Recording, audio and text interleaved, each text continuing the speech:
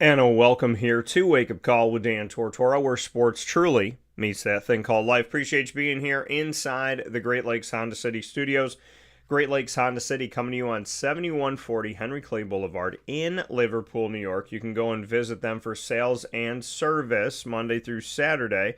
So make sure you make your way over to Great Lakes Honda City. Let them know the DT sent you. It's the only place I trust with getting my vehicle. I know that when it comes to a dealership, trust is something that a lot of people don't expect anymore, right? You go to a dealership and you're thinking, are they going to tell me the truth? Are they going to put me in the best car? Are they thinking about me? Are they thinking about my family? Or they just want to get the sale done? Well, Great Lakes Honda City for me has been about finding the right fit, getting myself into a car that I'm happy to be into, feeling safe, feeling like I didn't break the bank to do something like that.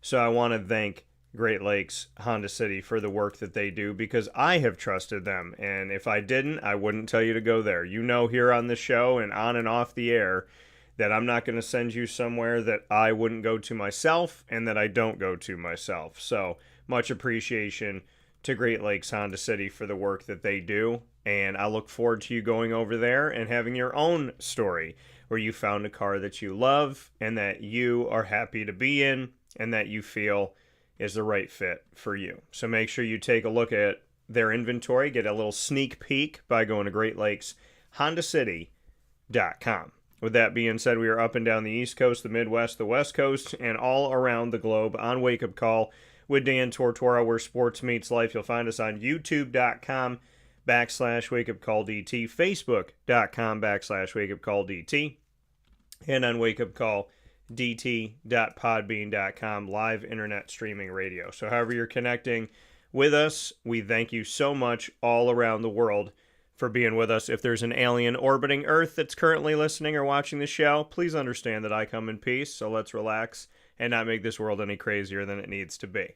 With that being said, we have a wonderful show set up for you today. Of course, it's Monday, so Murph will be joining me for DT and Murphy inside of MonPazPopcorn.com's What's Poppin'. And just to remind you, in case you don't know, Mon Paz is the snack capital of the world. If you went to the New York State Fair, you could literally go to Ma and Pa's and not have to go anywhere else. Like if you're one of those people that's like, I don't want to be here, it's too hot, there's too many people, I have to walk, da da da da. You could literally go to Ma and Pa's, get your fare fix, and head home. Deep fried all kinds of stuff. They had a smash burger that was surrounded by a funnel cake.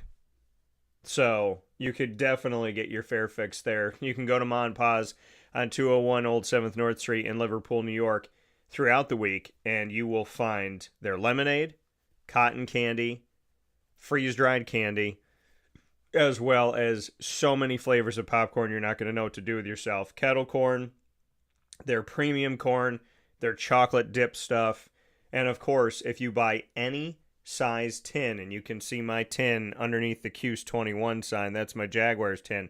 You can get any size tin and have half price refills for the rest of your life if you buy that tin at Ma and Pa's. They have every NFL team, and so here amidst the NFL season, they got some college teams as well, so you can get a Syracuse tin, you can get a Penn State tin and fill it with a bunch of ducks, whatever you want to do, but you can make your way out to Ma and Pa's today on 201 Old 7th North Street in Liverpool, New York. Murph and I are here to talk about the Ryder Cup for a little bit. Then we're going to jump into Major League Baseball and the Wild Card. It has been decided who is going. Murph's team and my team are both not going. So that was a very get up for a letdown end to the regular season. And so it was one of those, like, the Mets didn't make it. So I'm like, oh, okay. Oh, no. Okay. So, yeah, definitely we'll talk about that. We'll jump into NCAA football and get into some of these games here, and a ranking thing that I promised Murph would happen. He didn't believe me, and it exactly happened because the polls aren't fair. So, and then we'll jump into the NFL, and from there we'll go to GG Cards and Breaks, and we'll give you a few cards here in Sports Card Show and Tell, and then your boy is going to head off to OCC, as I have been honored and very privileged and grateful to have the opportunity to be speaking today at their media day about my story and just what I get to do every day, doing what I love and loving what I do. So with that being said, let's bring Murphalation Station into the broadcast here. Picture in picture with the Jets shirt on. The Jets are playing tonight in Monday Night Football. And so the Jets there is a doubleheader for Monday night. Once again, the second time in the first 4 weeks of this NFL season, we will see a doubleheader. The only difference is this doubleheader will not allow you to watch both games as one ends when the other begins. These are starting an hour apart, as the New York Jets will be at the Miami Dolphins at 7:15 p.m. Eastern Time on ESPN and at 8:15 Eastern Time, 8:15 p.m. on ABC. Cincinnati will be at Denver. So the difference in these games, the Cincinnati-Denver game, lowest price ticket, $133. Jets at Dolphins, $41. That's less than parking. So, Murph, how are you? Good morning. I'm doing well. Yeah, we got a Jets game day today. Maybe we get our first win. We'll see. The Giants did it yesterday with Jackson Dart, so who knows? But yeah, it was. It's good. Always good to be here on a Monday morning. I will say this: after the Penn State game on Saturday night, I was very much looking forward to our conversation today because I think it's going to be a really good debate. But yeah, look, doing good. Other than the fact that the Mets blew their shot at the playoffs, but you know. Yeah. Well, I told all I'm going to say is a little precursor to that conversation about Penn State. Is I told you that they would not drop out of the top 10. You said they absolutely would. I said, no, they won't. You said they absolutely would. I said, no, I didn't. Yes, you did. No, I didn't. You said they should drop out. If they got blown out. They lost the game, Murph. It doesn't matter by how many points. They lost in overtime. It doesn't matter. They lost. It's a loss. You believe in quality losses. I believe that wins should help you move up, not quality losses. Or down, or stay in the top 10. They played 3 unranked teams. They took a break and had a little pacifier. What team would you put ahead of them?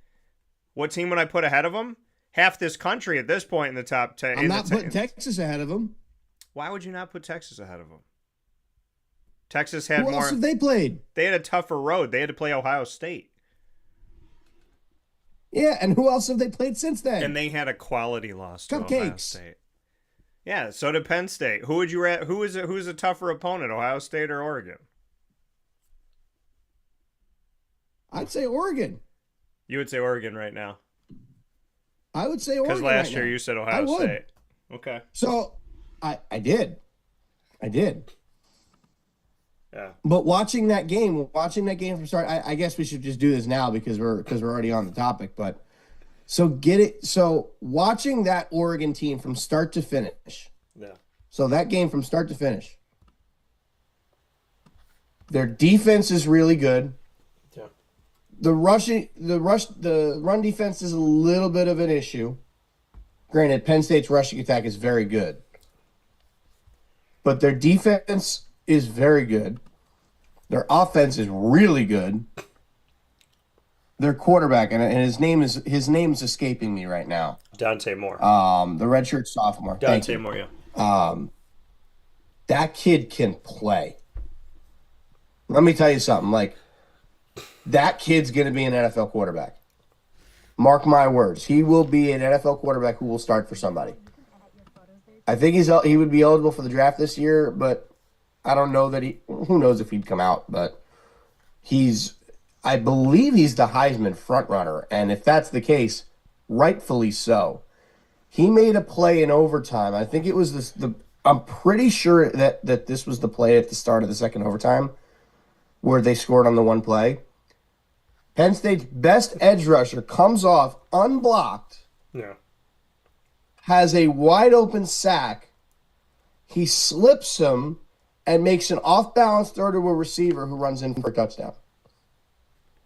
That's got to be one of the sickest plays I've ever seen from a quarterback at the collegiate level. That's not named Johnny Manziel. Yeah. So watching him, I would be shocked if at some point this year Oregon's not the number 1 team in the country. I would genuinely be shocked. So where is? Hold on, never mind. I just saw on ESPN because I didn't. that the game last night, the Packers and Cowboys, was a tie. Anybody else think ties in the NFL are stupid? Well, I mean, ties essentially erase the week in a way, because if it comes down to your, let's say the NFC East, because you play 17 games. So let's say that at the end of the regular season, the Eagles are 14-3. And let's say the Cowboys are 13-3-1. Then that's the decider of who wins that division. It's the decider of who makes you could miss the playoffs.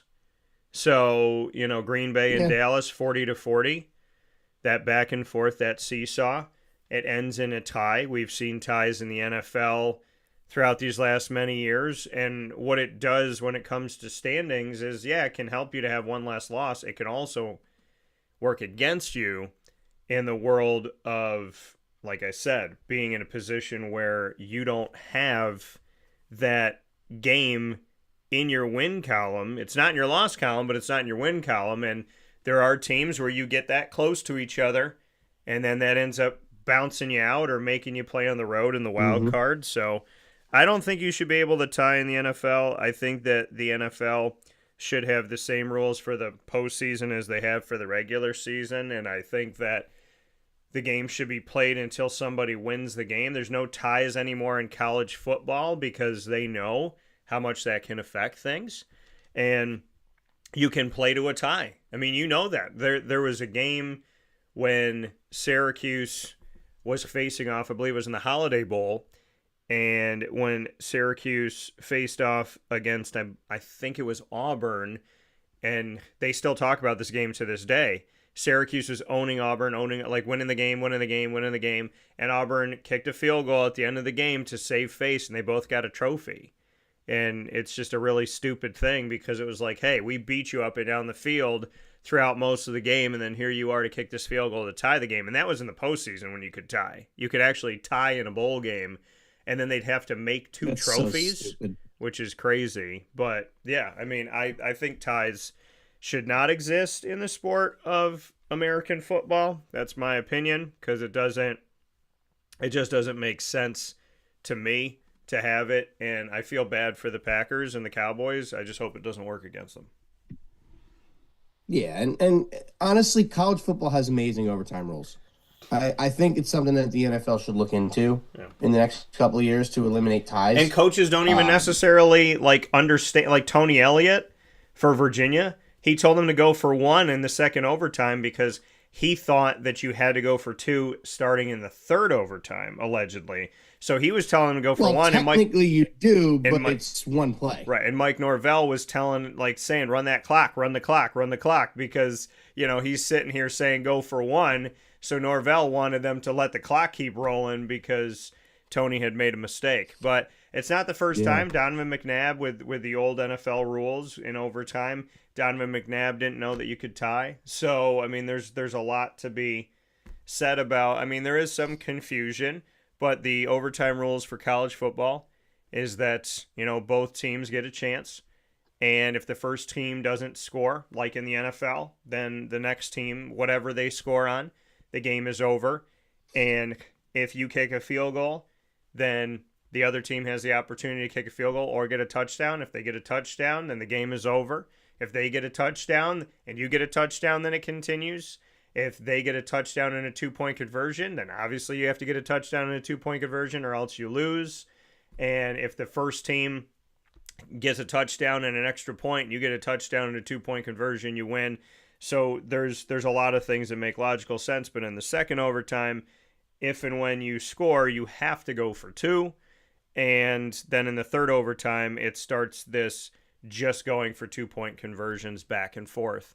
So it's touchdown or field goal. If you score a touchdown, you can have an extra point or a 2-point conversion. That's first overtime college.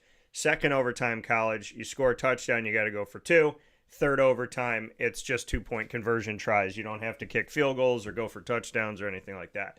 And it just keeps going back and forth. But it's fun. It's exciting. I think they adjusted the rules a little bit, that it wasn't just simply score a field goal or a touchdown, because you have moments where the games would go on forever. And I mean, you look at last year, what with Georgia Tech and Georgia, even with these different rules, and they went to 8 overtimes. So, I mean, these games are really exciting. They're instant classics. And anybody that thought that Georgia Tech was a fluke last year, well, you learn this year that Georgia Tech is actually good. And I said they might be in a trip-em game against Wake Forest, and Wake Forest gave them hell, but Georgia Tech found a way this week. Yeah, and that's what I really do like the format, or the overtime format in college football, and I think it makes perfect sense to bring it into the NFL. It doesn't it doesn't take anything to not to put that into the NFL.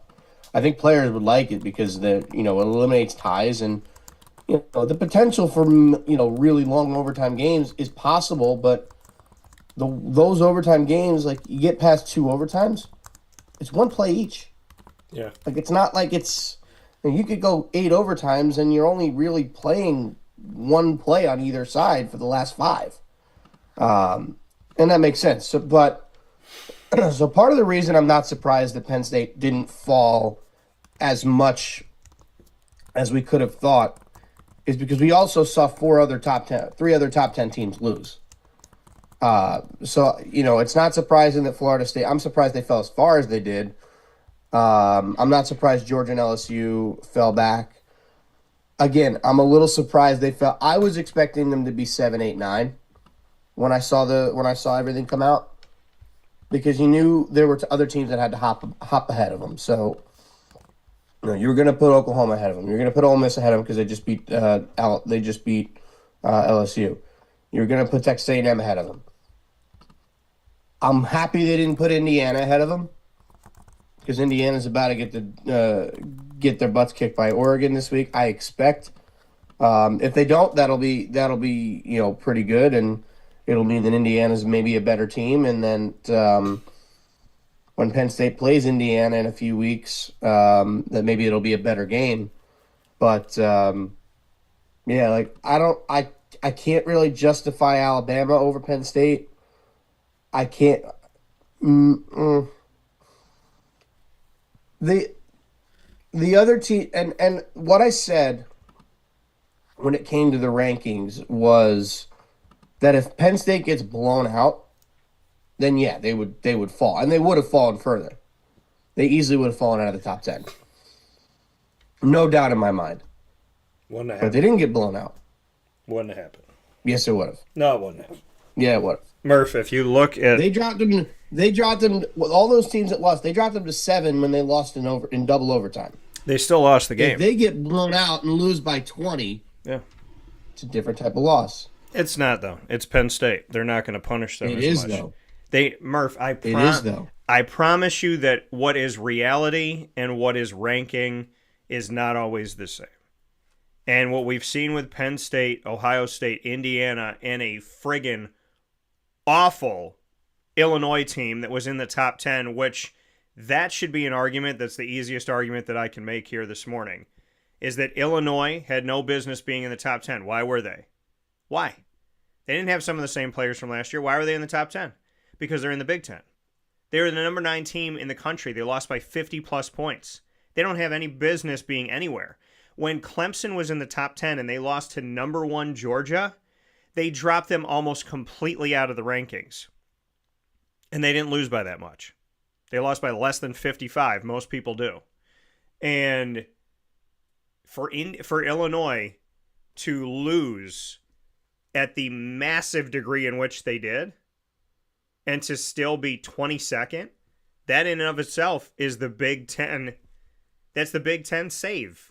That's the Big Ten cushion. That's the Big Ten pocket that gets protected. Illinois was not a top 10 team. They weren't even close to being a top 10 team. Indiana, we're going to have to see, because they've done a whole lot of nothing. But when they play Oregon, we'll see. But in the case of Illinois, this is an easy argument that plays right into the unfair advantage of the Big Ten. You are ranked 9th in the country. There are 130-plus teams. You are considered better than Alabama, better than Clemson, better than Tennessee, better than South Carolina, better than South Florida, who beat 2 ranked teams and knocked them out of the polls. You had done nothing, Illinois. You had defeated no one, Illinois, that was ranked. Then you play one ranked team who was, again, ranked for what reason? They hadn't played any ranked teams. And when they lost, they stayed in the polls. So your argument of you're going to fall this far, you're going to fall here, you're going to fall there, that would make sense if it was Clemson. I'm not saying you're wrong. I'm saying when it comes to the Big Ten, they have a pocket. There's no way in hell that an American team, an ACC team, a MAC team, a Sun Belt team, a Conference USA team, a Mountain West team, or even potentially a Big 12 team or a PAC team could lose by 50 plus and stay in the top 25. Think about when Clemson lost to Georgia in week 1. It was like, what, 30 something? They dropped them so far, Clemson almost fell off the face of the earth for losing to the best team in the country. Indiana was 19. Points. Doesn't matter. They lost by 30 points to the number 1 team in the country. And they dropped them almost completely out of the polls. Illinois lost to the 19th ranked team in the country, ranked 10 below them, and stayed in the top 25. If Illinois wasn't in the Big Ten, you wouldn't see them here. They would have never been ranked this year. If they weren't in the SEC or the Big Ten, they wouldn't be ranked right now. Because people would look at their schedule and say, nobody, and you lost by 50 plus. They would not even be a conversation piece right now. But they are a conversation piece right now because deep down inside, to the people that love Illinois or love the Big Ten or love this or love, if you just take a look at what they did based on your rules, based on if you lose but you lost in overtime or you lost by 1 or you lost by 50, this team should not be in the polls. They should have never been in the top 10 because that's a disrespectful move to everybody else. Now, what would I do with Penn State right now? I would put Penn State below Texas because Texas, again, they played a close game against a better team than anybody, are allegedly, right, according to the polls. Ohio State was the best team in the country coming in, right? Or, well, they were almost the best team in the country. Then they were number 3. Then they beat Texas and became, right. They were number 1. They're a top 3. So 3-1. That's not where Oregon was ranked. They were 6th. So if Penn State loses to the 6th ranked team and Penn State is 3, then I look at Texas and I say, okay, well, Texas, since losing that game, has gone undefeated. So I look at Texas and I say to myself, okay. Against cupcakes. It doesn't matter. If you go by your same rules, it's cupcakes. Penn State has no wins over anything of merit. Nothing. Neither does Texas. But Texas played in your rules, in your close game rules, they lost a close game to a good team. So based on your ruling... But I'm going by your rules too. Texas hasn't played anybody either. Okay, but I would still put Texas above Penn State. I still think Texas has a better quarterback. I still think Texas is in a better position to do more this season than what Penn State's going to do. I still think Texas is not going to... Texas, to me, is going to get challenged more than Penn State's going to get challenged because Texas is in the SEC. What they've done up to this point, Penn State and Texas, yes, have both beaten unranked teams. But Texas played Ohio State, which the nation considers to be the best team in the country, and Penn State played the team that was 6th best at the time, which is now considered to be the 2nd best, which I think is right. But Texas, I would argue them. I would definitely put Alabama above Penn State. Alabama beat Georgia. Alabama's they beat a top 5 opponent. Penn State hasn't beaten a top 50 opponent. So in that case, it is very easy to put Alabama above Penn State because Penn State has no wins against the top 25, top 40, top 50, top 60 maybe, but you got a top 5 win over Georgia on the road. Alabama should absolutely, with the same record of 3-1, be far and above Penn State. Texas Tech has a top 25 win, and they're undefeated. They should be above Penn State. Because if we're going to base it on the rankings and base it on who they're playing, well, Texas Tech has a top 25 win. Georgia, looking at what they've done, they're 3-1. Now, Georgia beat Tennessee. That's a top 25 win that Penn State doesn't have. So Georgia goes above them. They're also playing in the SEC, which is a lot friggin' tougher. LSU has a top 25 win at the time of play, so LSU and they played a close game against Ole Miss. So based on your close games against ranked teams, I would put LSU above them. My opinion right now, Ohio State and Oregon, Miami, I'm okay with them being where they're at. Now, Ole Miss is 5-0, and they've risen up the rankings. Oklahoma's having themselves a tremendous season. They beat 2 ranked teams. It's going to be interesting to see what they do on the road. Texas A&M has done a great job.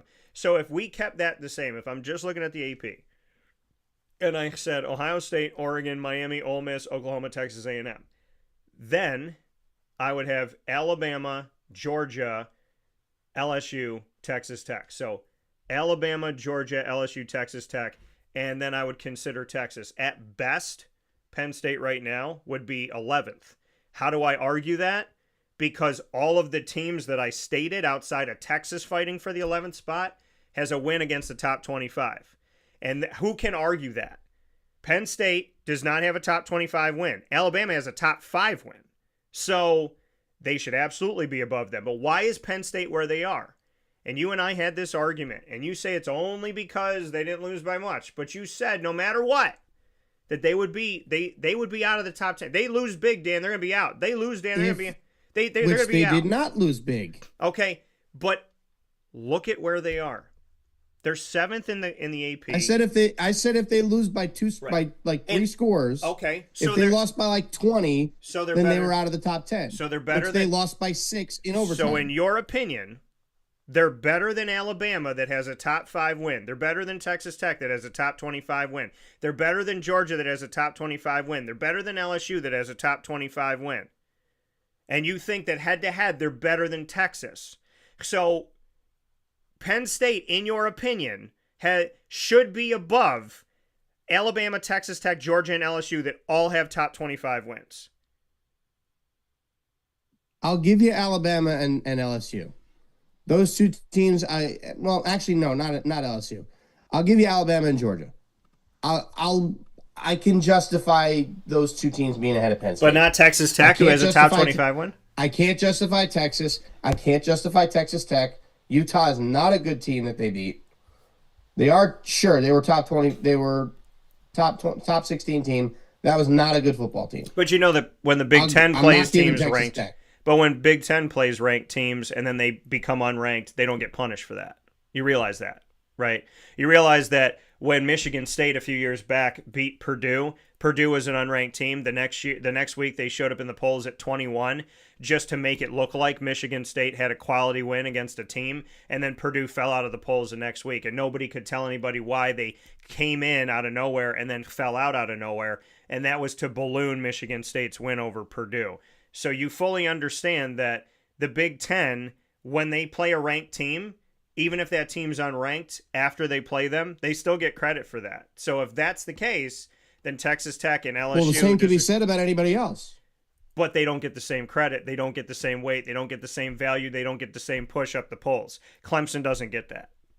So the reality of it all is if Penn State plays a team that was ranked at the time, that was supposed to be good at the time, you would say don't punish them. But Texas Tech beat a ranked team. And even if, and let's say, if they're not ranked right now, let's say somebody played somebody and they beat them like LSU. So Indiana played a ranked team. So LSU and beat the brakes off of a ranked team. That's great. Okay. And why was that team ranked? Because they're in the Big what? We can agree on the fact that Illinois had no business being in the top 10. Because in that case, by your rules, they beat the brakes off of a top 10 team. So why are they not higher? It's not by. I said if you want to talk about where they're at, now Illinois and Indiana had done nothing to be up there. LSU had beaten Clemson, who was ranked at the time. And you look at some of these other teams. Ohio State had beaten Texas, who was ranked at the time. Indiana played nobody. Illinois played nobody. And this is the thing, and this is the juxtaposition. There are teams in the polls that have earned the right to be there, and there are teams in the polls that are just there. And if you beat them, it looks like a ranked win, but in actuality, is beating Illinois, does that have any merit? Because they were ranked number 9 after beating 3 unranked teams. And where's Utah's merit? Obviously, they had no business being there. I'm not saying that Utah should have been ranked this year. I have not said that one time. Which is why I'm saying the Texas Tech's win is not a good win. But Texas, I'm not even necessarily saying Indiana's win is a good win because I think Illinois stinks. And I agree with you that they should have been anywhere near the top 10. They shouldn't have been anywhere in the poll. But if we're going by those rules, Indiana has a top 10 win. So therefore, they should be higher. By that logic alone, they shouldn't be higher than Alabama. Texas A&M. They shouldn't be higher than Alabama. By that logic, yes, they should. No, they shouldn't. Alabama beat a 5, and Indiana beat a 9. And Alabama has a loss, and Indiana's undefeated. And Indiana played a bunch of crap. This is going by your logic. I said if you get a ranked win, then that should count for something in the conversation between ranked wins and non-ranked wins. Then you look at the ranked wins and you have to break down who did you beat, and yes, they were ranked, but why? Which you can only figure out if time goes on. And Alabama beating Georgia is a hell of a lot better than Indiana beating nothing Illinois. So, and still, if Indiana... Alabama also has a loss.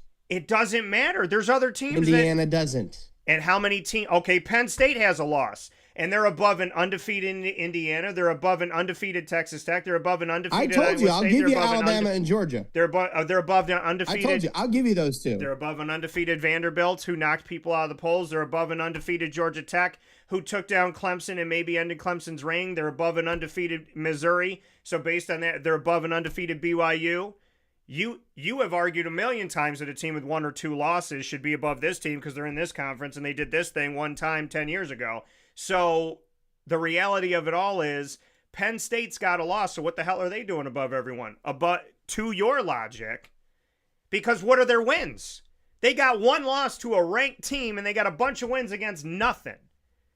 So Alabama, with the same record as Penn State, beating Georgia, the coaches and the press said that Penn State is better than Alabama, better than Georgia, better than LSU. Screw it, better than Tennessee. Tennessee's 4-1. Tennessee has shown a lot of good things. Tennessee lost to Georgia because they couldn't make a field goal. Not because the team sucks. Not because they got blown out. Not because they got embarrassed like Illinois. Not because they got spanked by other teams out here. And the thing is, the Penn State fans, you're sitting here this morning talking about how Penn State's so damn good. Their fans want to fire James Franklin because he can't win the big game. He's what, 4-21 against the top 10? 4-21. But where does Penn State... Isn't it funny how he's 4-21 against the top 10, but Penn State's always a top 10 team? Ain't that a B? Penn State's got so many chances to fail that nobody else has, unless you're in the Big Ten. Illinois would not be ranked if they were in the ACC. Indiana would not be ranked if they were in the American. That's reality. If you take these teams and you take their body of work, non-conference, none of the Illinois wouldn't be talked about. Indiana wouldn't be talked about. Penn State has the history and the pageantry. Ohio State has the history and the pageantry. You know the team that's still not welcome? Oregon. Oregon has to earn their way to get to where they are because Oregon is in the bottom half of the top 10, and they have to win these games in order to rise up. And when they win, they do rise up, as rightly so. They should rise up because Oregon is a dang good team. Oregon is doing something that how many teams in America are doing right now? Is there any other team in America that in the last 3 years has had 3 starting quarterbacks? And they have been one of the top teams in the nation. Oregon played Oklahoma State and made Oklahoma State look like Citadel. They beat them by 66 points, 69-3. Oregon has shown time in and time again that they should be up in the upper echelon. Penn State has done nothing. If I'm a Penn State fan and I'm 3-1 and I'm 7 in the AP and I'm 6 in the coaches poll, I'm literally sitting there as a fan saying, I didn't do anything to deserve to get here. I beat blah, blah, blah, napped, woke up from my nap and lost in overtime. But they still lost. See, you'll make an argument that when a team loses, they lose. That if a Syracuse loses, they lost. If a South Florida team loses, hey, they lost. Remember when South Florida played Alabama? It's the way they lose. Alabama played South Florida We've close. talked about this. It's the way they lose. South Florida. It doesn't. At the end of the day, you lost the game. The game is done. Do you think Alabama got credit for close this and close that? Do you think they got put in the college football playoff because they did a pretty good job but not a great job? They didn't get in. Indiana got in by doing nothing. Alabama... They didn't get in because they had 3 losses. Right. They had 3 losses. They had 3 losses. They and a 2 loss and a 1 loss team got in. They lost. That is the thing. You talk to me about quality losses. And quality losses, that entire verbiage only exists in the SEC and the Big Ten. You can quality lose to somebody if you're in those conferences. In other conferences, you lost the game, you lost the game. Clemson lost to Syracuse. They got punished like crazy for that loss. And Syracuse is 3-1 or 3-2 now. So when you look, well, but Syracuse at the time, beat 3-1. them by 3 scores or 2 scores. Syracuse beat them by double digits. So you look at some of these other games. You look at some of these other teams. Why is Give Tennessee? Syracuse credit for a second, man. I did give them credit. They beat the brakes off the Clemson. I gave them credit, but I'm saying Clemson can't survive off of that. Clemson can't bounce back off of that because they got killed. What happened to Michigan? Michigan had to lose. 1 year, they had to lose 3 times to get knocked out of the top 25. 3 times. Did they lose to 3 ranked teams, Murph? No. Kansas State last year. They lost to 3 unranked teams and were a top 25 team. I think at one point they were ranked above teams that did not do those things. So the argument is, if I'm going to agree with you and say you got 3 losses, doesn't matter if you lost by 1 or 80, then okay, Kansas State, okay, Michigan. Why is Michigan a team that should be here sitting in the top 25 for what they've done? Michigan beat New Mexico, big whoop. Central Michigan, big whoop. At Nebraska, barely won. Why can't Nebraska, if Michigan is a top 25 team... Nebraska is also a much better team than people are giving them credit for. Well, then maybe Nebraska should be 25. Maybe Nebraska they should be in there. Maybe Virginia should be higher than 24 for being 4-1. Maybe Notre Dame should not be anywhere right now with a record of 2-2. If you look at teams that have 2 losses in the top 25, there is no one other than Notre Dame. And that is because of the Notre Dame rule. If you want to know when something's blatant, then look at the country. There's not a single team ranked in the top 25 with 2 losses or more, except for Notre Dame. That is the Notre Dame rule. They're 21 in the coaches poll, and they're 21 in the AP. How? Because they're Notre Dame. Anybody else with 2 losses? Are they in? Wait, let me look. And because their 2 losses were to 2 top 10 teams by it's a combined still a 4 loss, points. Murph. There's no reason to be in the top 25. They're 2-2. They have 2 losses. So they are 1 loss away from being knocked out of the college football playoff. So let's say this. Notre Dame versus South Florida. Who you're picking? Notre Dame versus South Florida? Notre Dame versus South Florida. South Florida is essentially 26 with 1 loss. I know what you're picking. I know what you're doing because you would have picked Florida over South Florida. You would have picked everybody over South Florida. And I would still pick. I would pick Florida over South Florida if they played today. And they still beat them. They won the game. And they still won the game. They were the better team on the field that day. You said they didn't even deserve to be on the field. They are not a better team in the overall grand scheme of things. They are a better team. If they play again, there's no way Florida lets them win that game. What do you mean wait. What do you mean lets them win? Alex Golesh and South Florida won because Florida handed it to them because they said you can win? You just said lets them. I didn't say that. You said lets them. I didn't say that. Lets them means that I gave it to you. I used that word, but that's not that wasn't the context I meant to use it. Okay, I'm just saying because you said lets them, which sounds like a gift. I know that's what it sounds like. But if you're in that situation, you cannot let that team win. It's one of those things where they let them stay in that game because they couldn't play off. They could not punch the ball. They didn't let them stay in. They played better than them. Just take a moment in time and say South Florida was better than Florida that day. They were. that day. They were better. I literally said that 2 minutes but ago. they were. Oh yeah, but you That day, but you they were keep. the better But then team. you say let them, and then Florida took them lightly, and that's why they stayed. But that's why making South an Florida was able to excuse. stay in the Don't game, just and they don't won the game. just none of that other stuff. They beat them. Don't say well they did and they did. It's a football game. People turn the ball over. They won the game. They were better than them that day. And I'm telling you right now, if they played again tomorrow, Florida would kill them.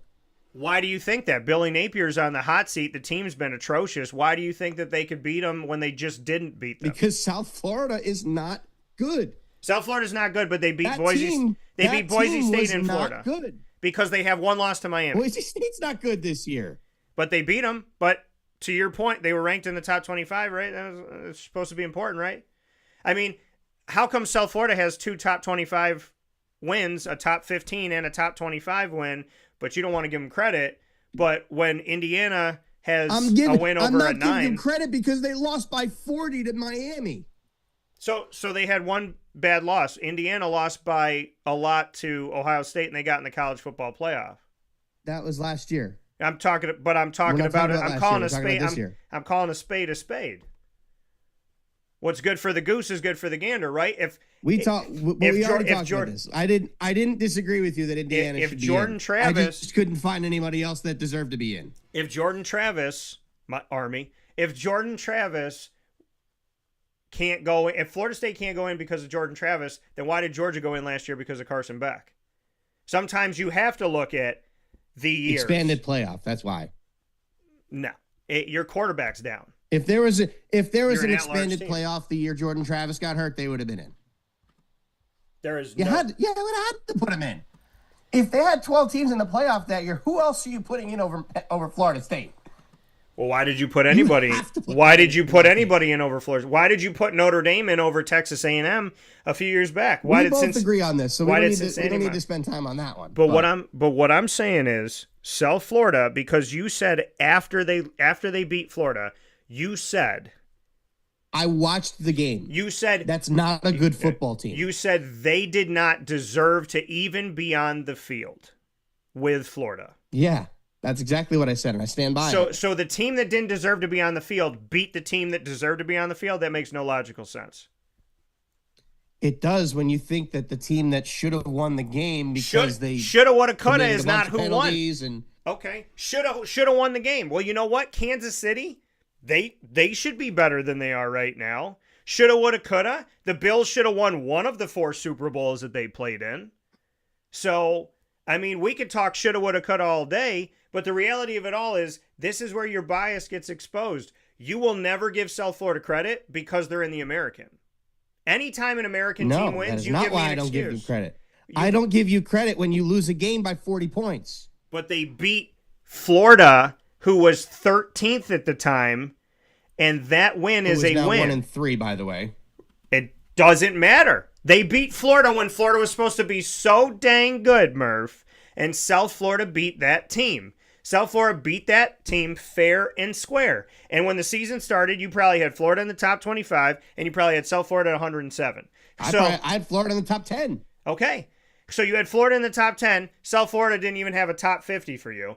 And South Florida beat them. So give them credit. Memphis is undefeated. Give these teams credit for the work that they are doing. There are teams that, Tulsa beats Oklahoma State. They've gotten close, but they've never done it. They beat them this year. What do they say? Oklahoma State's trash. Oklahoma State sucks. But if Oklahoma State had beaten Tulsa... They lost to Oregon by 66 points. All right. And guess what? Illinois lost by 50 Good teams don't lose games by 50 points. I don't disagree with you about Illinois. All right. We don't disagree about Illinois. They had no business being in the top 25. But if Oklahoma State beats Tulsa, what do people say?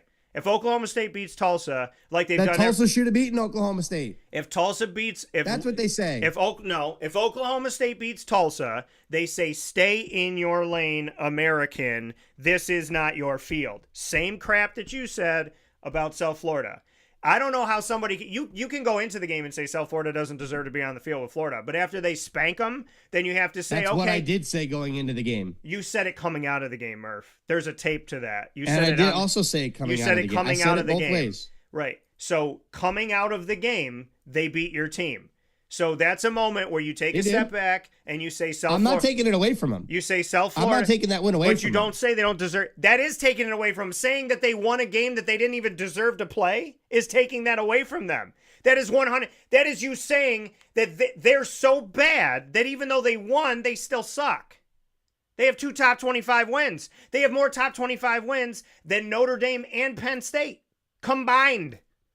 So, based on the logic of the polls that you say, this team's supposed to be. Okay, then if this team is ranked and they beat them, they beat the team in front of them, then they deserve to be put where they deserve to be put in a place of prominence. By the way, they played Alabama when Nick Saban was still the head coach, and that game was under 20 on both sides, and they played that game close all the way up until the last 7 minutes. There's teams that have been blown out by Alabama. There's teams that have been embarrassed by Alabama that are in the quote-unquote power conferences that have been spanked, annihilated. Remember when Washington played Alabama in the college football playoff and it was a friggin' cupcake game?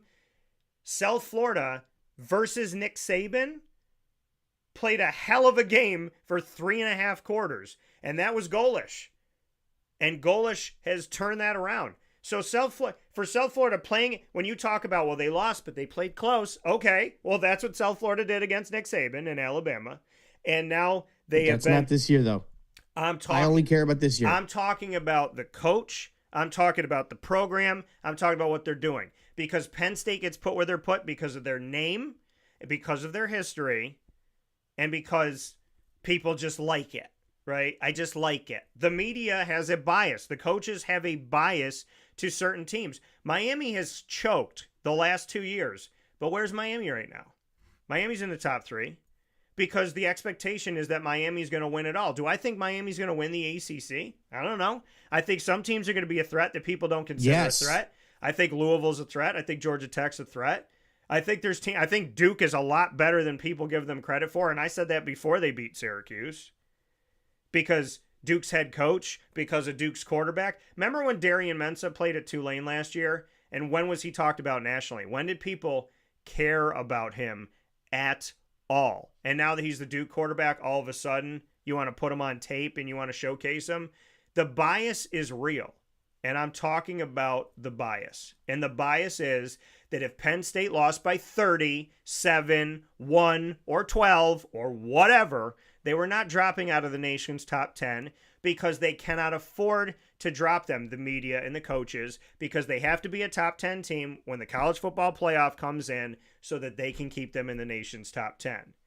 I told you that weeks ago. I'm telling you that now. They got 3 unranked wins and a loss to a ranked team.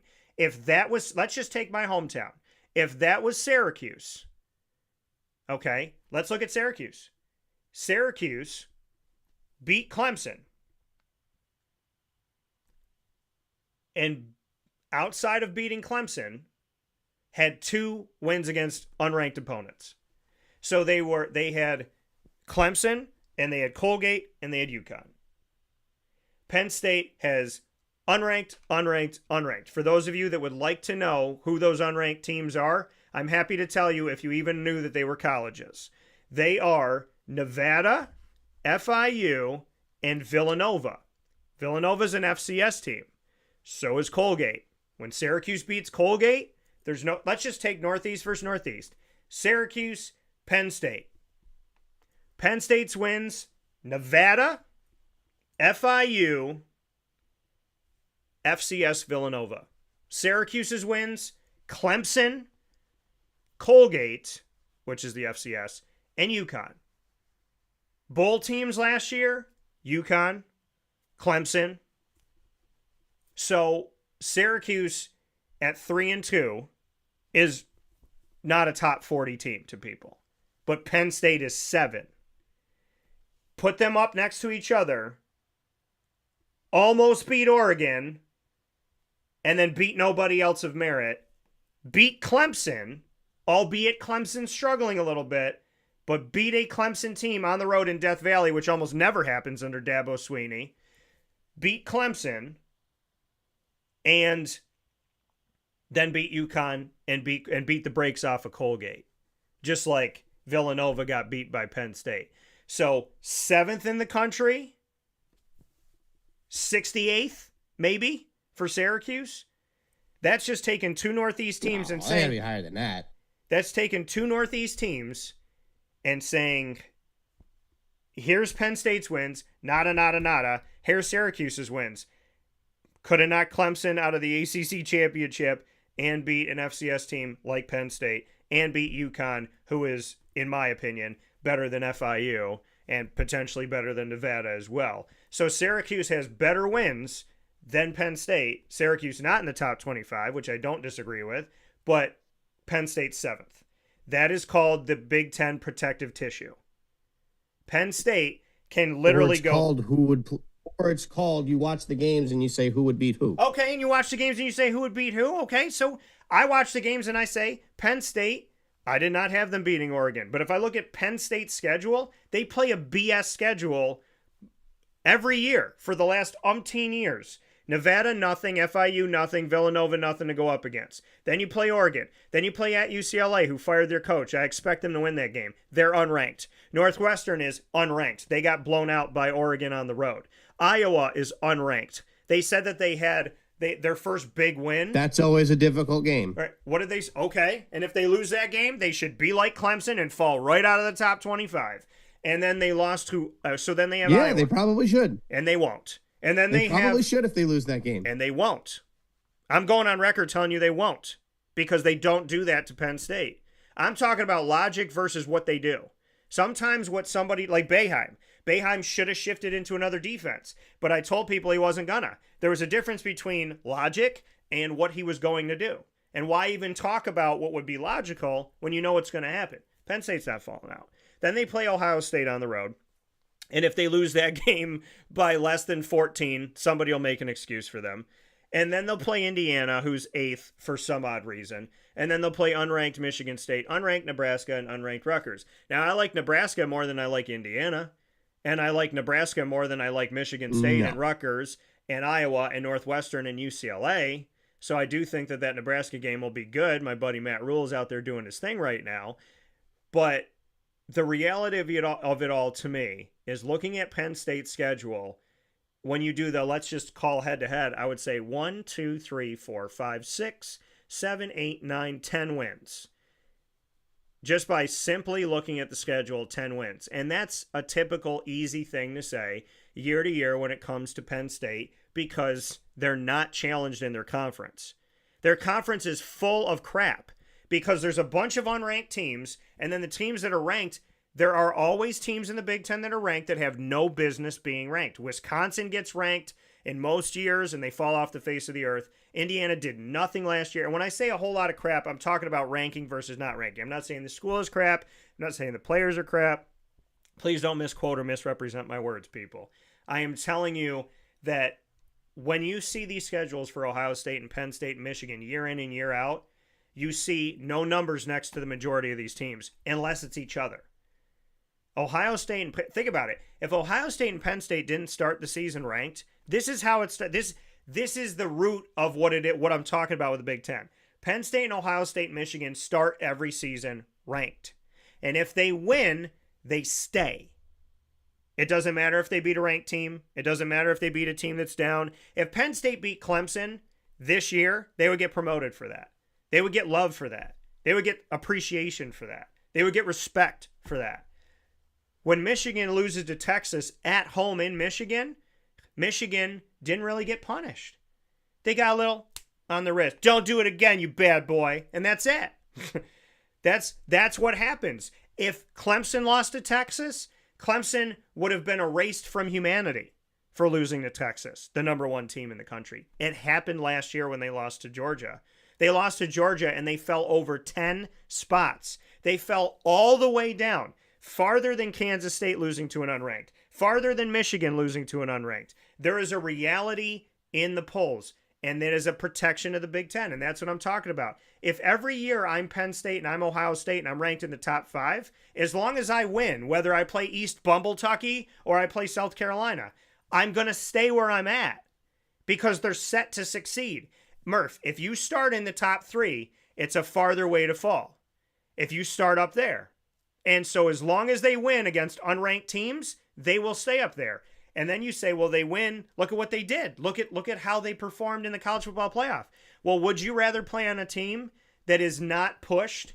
If you spend 12 games not really being challenged in 10 of them, your body's probably better. You haven't had to put as much energy in. You haven't had to put as much thing in. You're better set up. Remember when the Big East had all those teams that are now in the ACC? You got beat up so much, 99.9% of the time, you didn't win in the NCAA tournament because the Big East tournament was arguably tougher than the NCAA tournament. Well, the SEC... Why does the SEC keep winning national championships? Because they're so much better than everybody else. But that's what I'm saying. The SEC beats the hell out of each other, but they're in a better conference. I don't care about the Big Ten beating whoever that's not named Ohio State, Oregon, Penn State right now. None of those other teams have any national value right now to winning those games. There's no national value to beating Wisconsin. There's no national value to beating Michigan. There's no national value to beating Rutgers, Maryland, Northwestern, Minnesota, Iowa, and on and on and on and blah, and UCLA, and on and on and on, and USC and whatever one they want to balloon USC to be. Oregon, Ohio State, Penn State are the teams. And Penn State does not challenge themselves.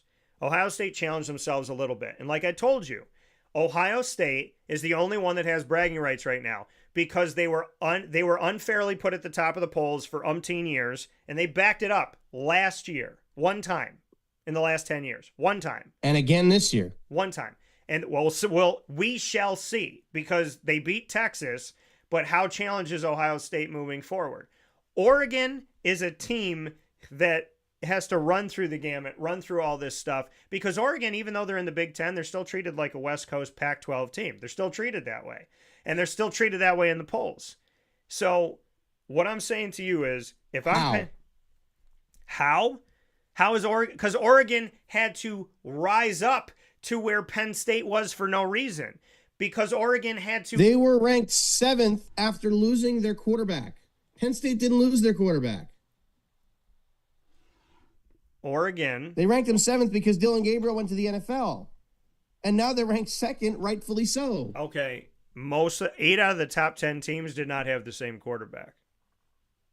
8 out of the top 10.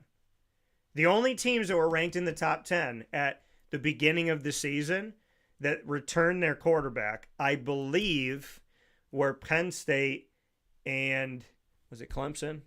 If Clemson was 10, then it was Cade Klubnik and Drew Aller for Penn State. That was it. Ohio State's got a different quarterback. Texas has a different quarterback. Everybody had a different quarterback except for Penn State, Clemson. So I was honestly surprised Penn State wasn't ranked higher to start the year. Final Four team that returns their quarterback and didn't really lose much. Most of their offense still the same. Their one major loss was Abdul Carter. Weren't they ranked like 5? Yeah, I'm surprised they weren't 2 or 3. If you're in the top 10, I mean, let's look at now. Florida State last year was a top 10 team, right? And they lost their first game to Georgia Tech, and they got completely obliterated. You suck so bad, you lost this game overseas. You terrible, horrible team, right? And Florida State just fell and fell, and they fell and they fell and they fell and they fell and they fell. And so Florida State now, they fell 10 spots. They fell 10 spots for losing to Virginia, all this way down. If that team that was 8 in the nation, now 18, Illinois fell all the way down for losing a 50-plus to a team that had beaten unranked teams. Virginia's actually a good team. Virginia's 4-1.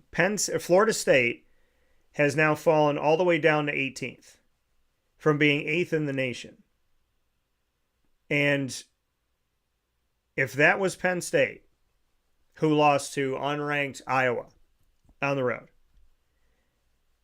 and they lost by 5, Penn State would go from 7 to maybe 11. Maybe. No. Yes, they would, Murph. Murph, if you go back and you look in the polls, this is what happens to Penn State. It's what happens to Michigan. It's what happens to Ohio State. if you lose that unranked game, you go from 7 to like 16 or 17. So Penn State. Listen. They should win that game. They should definitely beat Iowa. But Iowa is not nearly as good as they've been in years past. But when you go to Iowa, that is not an easy place to play. It's not. And you think it's easy to play in Charlottesville, Virginia? You think it's easy to play in Charlottesville, Virginia? It's easier to play there than it is in Iowa. Have you been to either one? I've watched games at both. Okay, so I've watched teams play at both. So you think that Virginia and that atmosphere? You think okay, so I've covered Virginia for over a decade. Iowa, I have driven through. I have not stopped in Iowa to see the Hawkeyes play.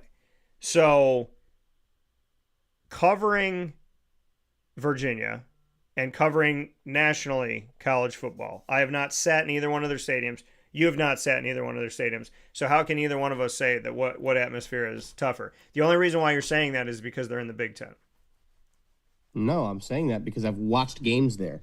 I've watched games at Virginia. Iowa is a tougher place to play. You don't think by watching what because of the decibel sound? You don't think that the atmosphere at Virginia was insane when they just played Florida State? Oh, it was. And it absolutely was. I'm not saying it wasn't. Then what are you basing it on? I'm not sitting here saying that Virginia's an easy place to play. But I'm sitting here saying that's not an easy place to play, but Iowa is a tougher place to play. Why? Because they're in the Big Ten? Because their fans are rowdy. And Charlottesville's not rowdy? Look at the state of Iowa. Look at the state of Iowa. There's nothing there. There is literally nothing there other than the Field of Dreams.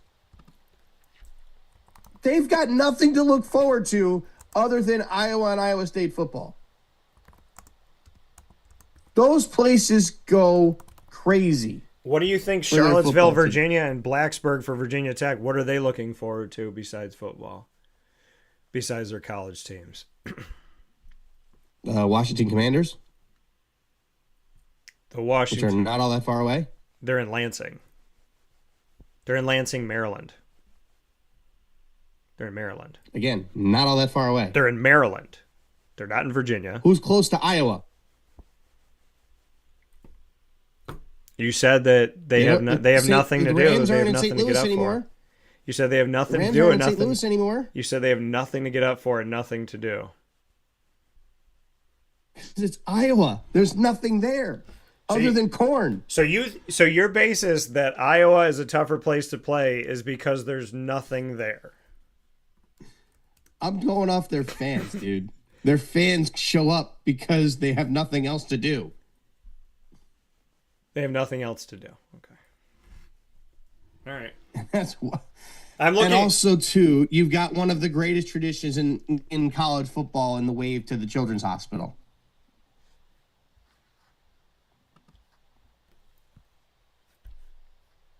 I also didn't realize that Virginia's stadium on the one end of the end zone where all the fans storm the field. Yeah. I didn't realize that was just standing room. You're standing on a grass hill. Yeah. I'll give them that. That's pretty cool. Put you closer to the game. But if I'm a road team, I would much rather go to Virginia than I would go to Iowa. So I think Virginia's a better team right now.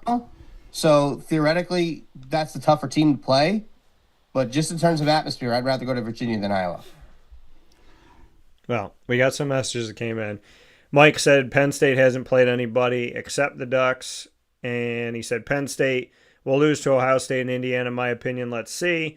What do you do at school? Okay, we got a question. I'll get to that in a second. Jerry said fight, nice kids. Mike said loss is a loss. And who wants to play the Ducks in Oregon right now? Nobody. Question that came in, what do you do with schools not in the Power 5 to go undefeated in a season? Polls are overrated. And, dude, it's a conversation I have with Murph all the time. And the argument that we always come down to. Now you put them in the playoff. Murph. They get a guaranteed spot. 1 out of 5 conferences. One. You're not gonna have more than one undefeated team. So you can put and in if you do, both four, should get in. So you put in 4 Big Ten teams.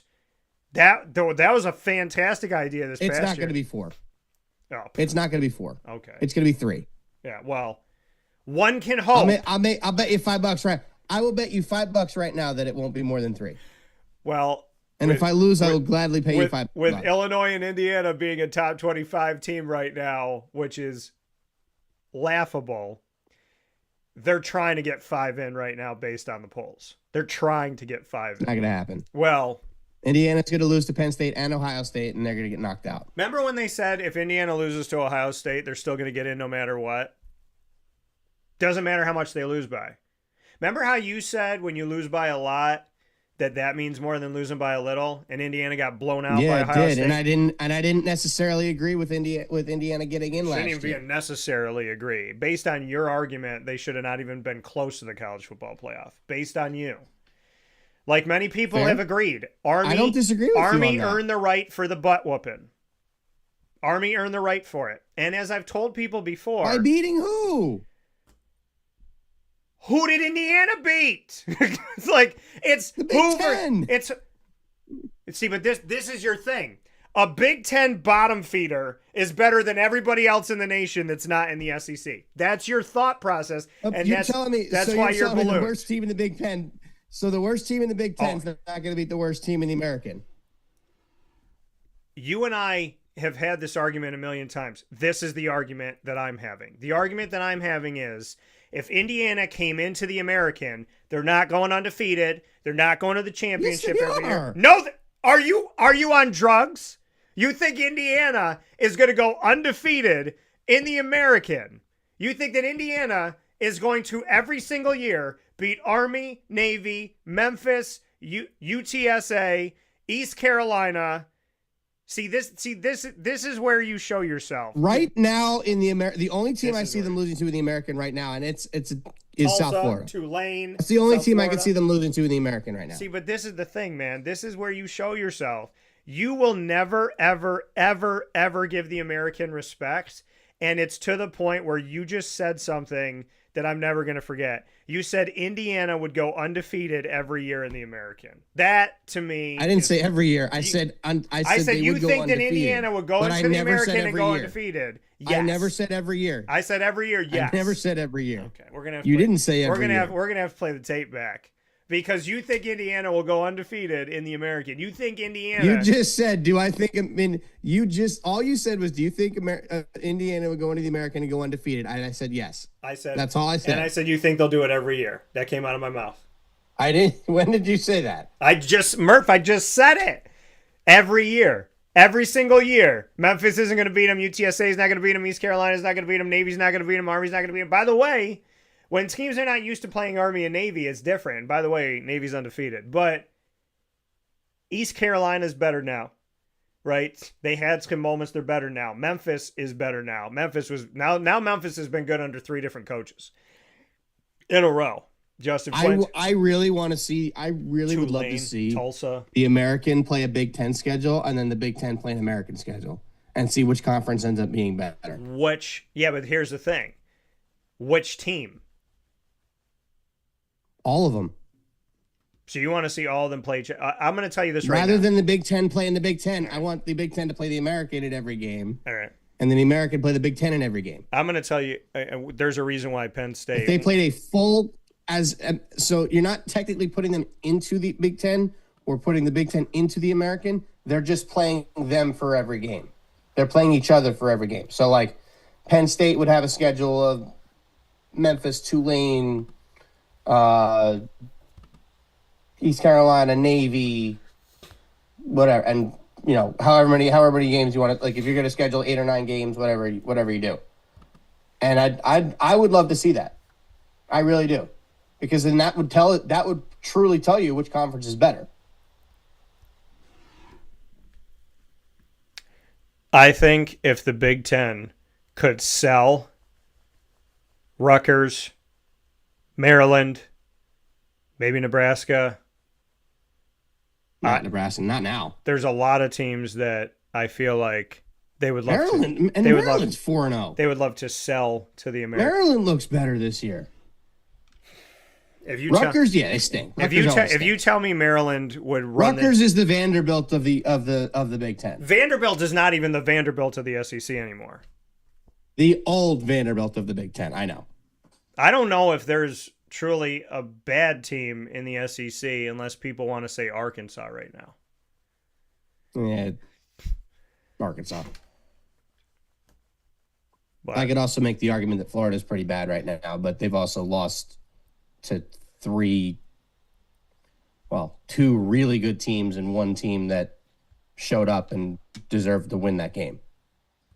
yeah. Well, Murph and I are going to take a step aside for a fast break. When we come back, my goodness, Murph. When we come back, we're going to talk about the Major League Baseball Wild Card. Look, I needed to have a good Skip Bayless moment.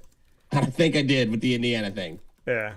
Well, I respect you. Hey, it makes the show more entertaining. It does. All I will say to you is you're not as tan, but you may be as uneducated as that comment made you.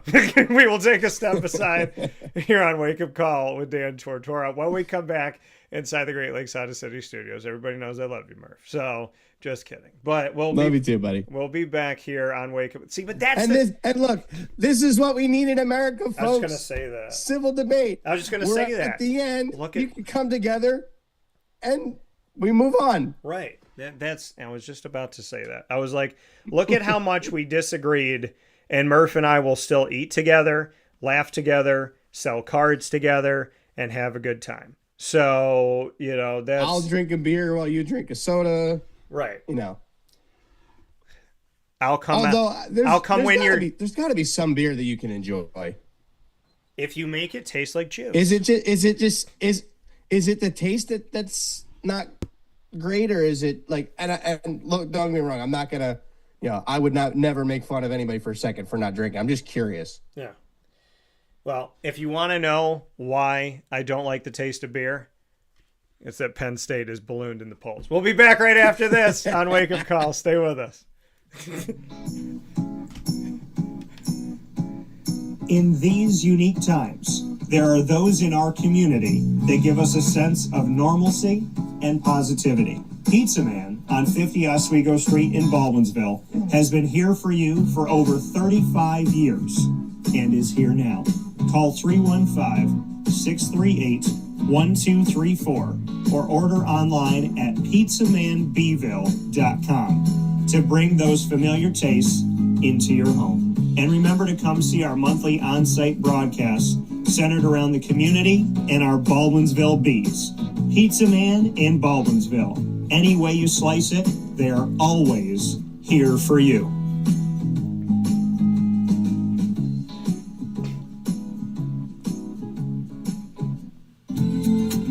Looking for your next ride? Look no further than Great Lakes Honda City, located on 7140 Henry Clay Boulevard in Liverpool, New York. Serving our community for decades, their new and pre-owned vast array of vehicles are available to you Monday through Saturday on site. To search from home, shop at GreatLakesHondaCity.com. Call 315-365-5576 to set up an appointment. That's 315-365-5576 for Great Lakes Honda City, 7140 Henry Clay Boulevard in Liverpool, New York. Great cars, great people, Great Lakes.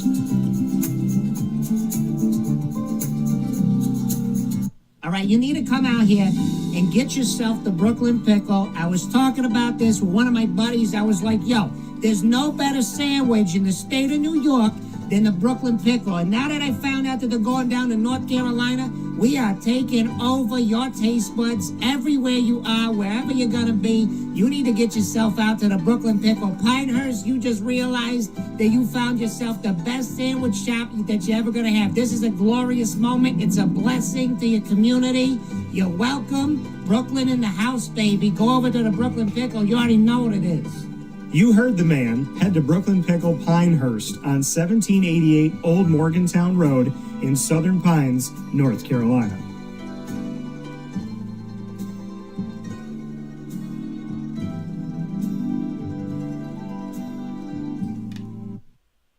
And now a message from Myers Creek Brewing Company, with locations at their Cazenovia Farm Brewery, Syracuse Inner Harbor Tap Room, and soon-to-be Lake Placid Tap Room.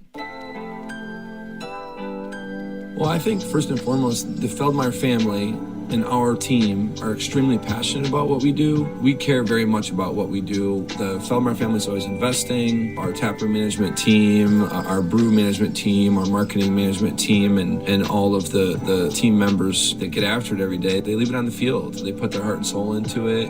I know for a fact that everyone that works at Myers Creek wants to be there, and we want them to be there. You know, we want them to feel good about their job. And again, if you've never been to a Myers Creek, especially to the brewery, I mean, I want your eyes to open really big. I want you to see how big of a brand this is. I want you to see where we're going. The sky is the limit, and I feel very proud of that, and I'm very excited about that. When you think of designing a menu for a brewery, it's kind of open to a lot of different interpretations. I mean, you can do American, you can do Asian, you can do Italian, and you just have to find, you know, how that meets that pub style dining experience, that gastropub vibe. And I think it's super fun for us because obviously we know that, you know, everyone in the world's going to sell a pizza or a burger or a French fry, but what can we do to be different? And what can we do to be true to who we are? We are a brewery, you know, a brew pub. So the flavor profiles are kind of all over the place. And I think it's super cool that we have a massive smoker at the brewery in Cazenovia, and we smoke a lot of our products. We have a delicious smoked turkey. We have barbecue ribs on Sundays. From a pulled pork sandwich to a chicken wing, you go to the Inner Harbor and you go to the Caz location and you'll find similarities in the menu, but also things that are a little different and also kind of fit those different demographics or different communities, and also hopefully just drive you to try every tap room that we have open at some point because you get a little something different at each one. You know, we understand how hard it is to, you know, work every day and get after it every day, and when you're done at the end of your day, you want to go out and put your feet up in a good ambiance and good environment. So we take pride in that. We make sure that everyone knows that they're very much valued to us.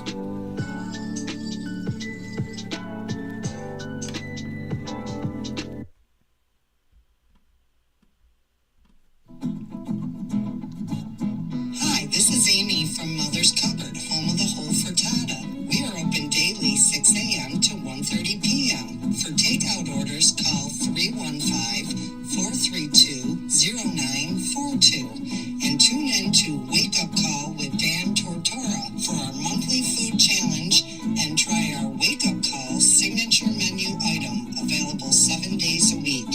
Here at Mother's Cupboard, we are Central New York, and it's our honor to serve you.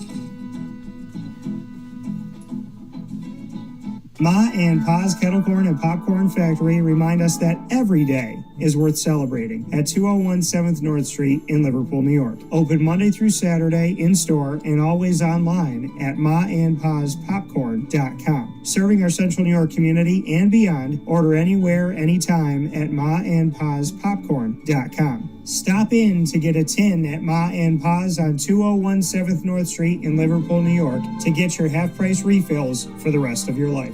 Come to Ma and Pa's for your holiday gift giving for family, friends, employees, and clients. And remember, for fundraising and events, to call 315-450-6272. That's 315-450-6272. Ma and Pa's Kettle Corn and Popcorn Factory. How corny are you? This is Jimmer Sikowski, owner-operator of Chick-fil-A Cicero, 7916 Brewerton Road in Cicero, right in front of the Home Depot. I had a deep feeling that God wanted me to do something bigger with my life and to help people, help others. I kept putting Chick-fil-A in my life, and I realized as I was going through the franchise selection process that positively impacting the lives of others was really core to what we do here at Chick-fil-A. First of all, it starts with the food. The food is brought in fresh daily. You know, we bring in local produce. We prepare to order in the kitchen. We hand bread our chicken. We hand spin our milkshakes. It's great food. It doesn't taste like fast food. I think the second thing is the way people feel when they come in a Chick-fil-A restaurant. It's different. We try to treat people with intentional kindness here, which is very different and deeper than good customer service. And so I think it feels remarkable for most people to come in a Chick-fil-A restaurant. And then lastly, the impact that we try to have in the community is very different. It's a big part of the expectation of every operator of a Chick-fil-A restaurant is that they're actively engaged in their community, they're a leader in the community, and they're making a difference. When they realize that what we're striving to do is to shine a little light in their life, that's a very, very different experience than you will have in any other quick service restaurant. And it's that remarkable experience that I think people will emotionally connect with. And welcome back here to Wake Up Call with Dan Tortora, where sports truly meets that thing called life. We are inside the Great Lakes Honda City studios. Go and see Great Lakes Honda City Monday through Saturday for sales and service by simply going to 7140 Henry Clay Boulevard in Liverpool. And if you want a sneak peek of everything that they have to offer to you, go to greatlakeshondacity.com. Murph and I are going to run through a bunch of topics here on a quicker scale, because I do have to get myself over to OCC for the upcoming opportunity that we have going on, where I get to speak with the students on campus today, with some other members of the media, which I'm very excited to share some time with them. Mike referring to you as Iowa Murph. So with that being said, let's take... Well, hey, if Iowa beats Penn State, I mean, it might prove a point. Yeah, it'll prove that Penn State stays in the top 25. So anyway, let's take a look. They will stay in the top. They would stay in the top 25, but probably not by much. Well, we were texting during the break. Yeah. And I want to do it, and I think I'll record it. I'm going to do something on the NCAA football game where I will take the entire Big Ten and the entire American, basically eliminate the conferences, put them all as independent, because there's a way you can do like custom conferences and do it that way. Or I'll put them all in the same conference and then figure out who's going to play who. Yeah. And figure out how the standings shake up. Now, the game might be biased, but I'm genuinely curious to see what happens. And, if it does come out where there's some American teams that do well, and then great, but if there's, we'll see. I might do it later after, because I'm getting a new putter delivered today, so I'm not going anywhere until that shows up. So I might just be waiting for that, so that'll give me something to do, and I'll take a video of it and kind of record what happens during the whole process. So that'll be kind of cool. Yeah, like I told Murph on the break. You guys know what happens. Yeah, like I told Murph on the break, though, every American wide receiver probably has like a speed of 40. And Ohio State's got like 92 and all that stuff. No. We'll see. We'll see what their overall ratings are, because I'm sure that's going to be unfair as well. But we'll take a look at it and we'll see how it goes. I do want to get to something that I posted yesterday, and that is something it's sad to see. And, I think people have to remember, first and foremost, that these are human beings. I think people forget that they're human. And they just kind of treat them as like pawns and objects that they move around. But we've seen 4 coaches fired in college football in the FBS so far this season. In the first 5 weeks of college football, we have seen Virginia Tech let go of Brent Pry, who I had interviewed less than 2 months before. So that felt real in my gut. And then UCLA let go of Deshaun Foster. Oklahoma State recently let go of Mike Gundy, who I believe had a streak, and I said it here on the show. It was 18. Yeah, it was 18 straight winning seasons from 2006 to 2023. And then Sam Pittman was just let go from Arkansas most recently. I put out a couple polls here that were more pertinent to the last couple firings, and I said, are you for or against the firing of Mike Gundy from Oklahoma State? 63.6% of you said that you're against it, and 36.4% said that you were for it. So more than half of you are not a what have you done for me lately microwave type of people, which I appreciate. I said, are you for or against the firing of Sam Pittman from Arkansas? Well, this was different. 89.5% of you said yes, you're for his firing. 10.5% said no. So, Murph, I want to just get your thoughts, because you and I have talked about Billy Napier down in Florida. We've seen 4 coaches fired, 1 from the ACC and Brent Pry, 1 from the Big Ten in Deshaun Foster, one from the Big 12 in Mike Gundy, and one from the SEC in Sam Pittman. I think Arkansas, well, the SEC has got the shortest window. I think that's been fair to say for a long time, and Arkansas has been changing coaches like underpants. But this looks like Bobby Petrino is probably going to be the head coach there. I would imagine that maybe this was a plan potentially put in place, as we've seen with other things in the past. So just want to get your thoughts on these coaches, because they are people too, and I think people forget that. And we're 5 weeks into a 12-week season, and when you add in the college football playoff, we're talking 16 weeks and more than that with the buys and the breaks and all that, whatever. And so just 5 weeks in, 4 coaches have now been let go. Just want to get your thoughts. Yeah, and especially if you look at Arkansas, like that's a program that in its history has been pretty good. Won a lot of bowl games and gotten chances to win national championships. I think they have a couple of national championships way back, or at least have gotten there. I could be totally wrong, but I know Arkansas in the past has been a very good program. And you really haven't seen that in recent years, and it's kind of sad. And it's another team that, if they start to play well, we can have another big, really good team in the SEC, and make the SEC be like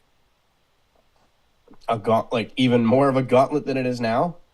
I mean, I still think that if the SEC broke off and did their own thing, it would still be very competitive. Yeah.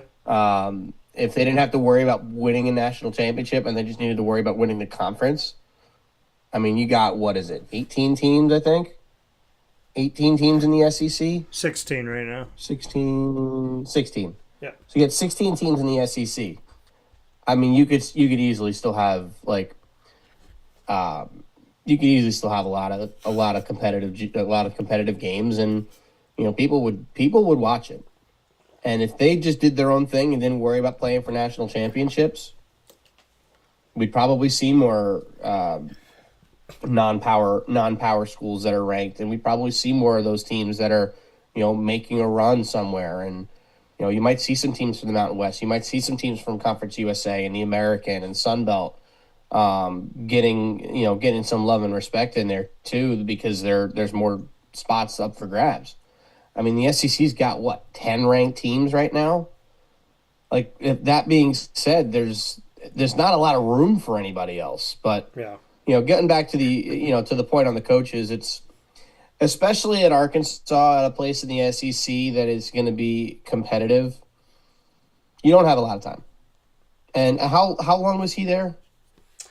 Pittman was the head coach for Arkansas. I do want to go into their history a little bit, which I will after you finish your point here. But just to give you this little jump in, Sam Pittman was the head coach 2 or 3 years, I think. So in 2020, he came in the COVID year. So that was a shortened year for everybody. So this was 6 for him. So okay. 5 and change, because he only coached 5 games. So 5 seasons plus 5 games. Yeah, and by the way, he's been to 3 bowl games in these 5 seasons. He's been to 3 bowl games in 5 years, and he won every single one of them. Yeah, I mean, the thing is in the SEC, you're not looking to win bowl games; you're looking to win national championships.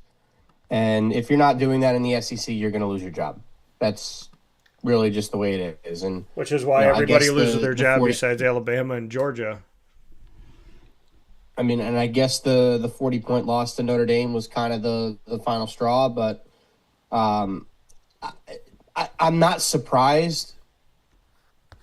But like I said, in the SEC, you probably got, if you get more than 4 years, and you're not at least getting to the point where you're competing for the SEC or you're competing for a spot in the college football playoff, you're probably going to be gone. And, there's teams that you're starting to see make strides.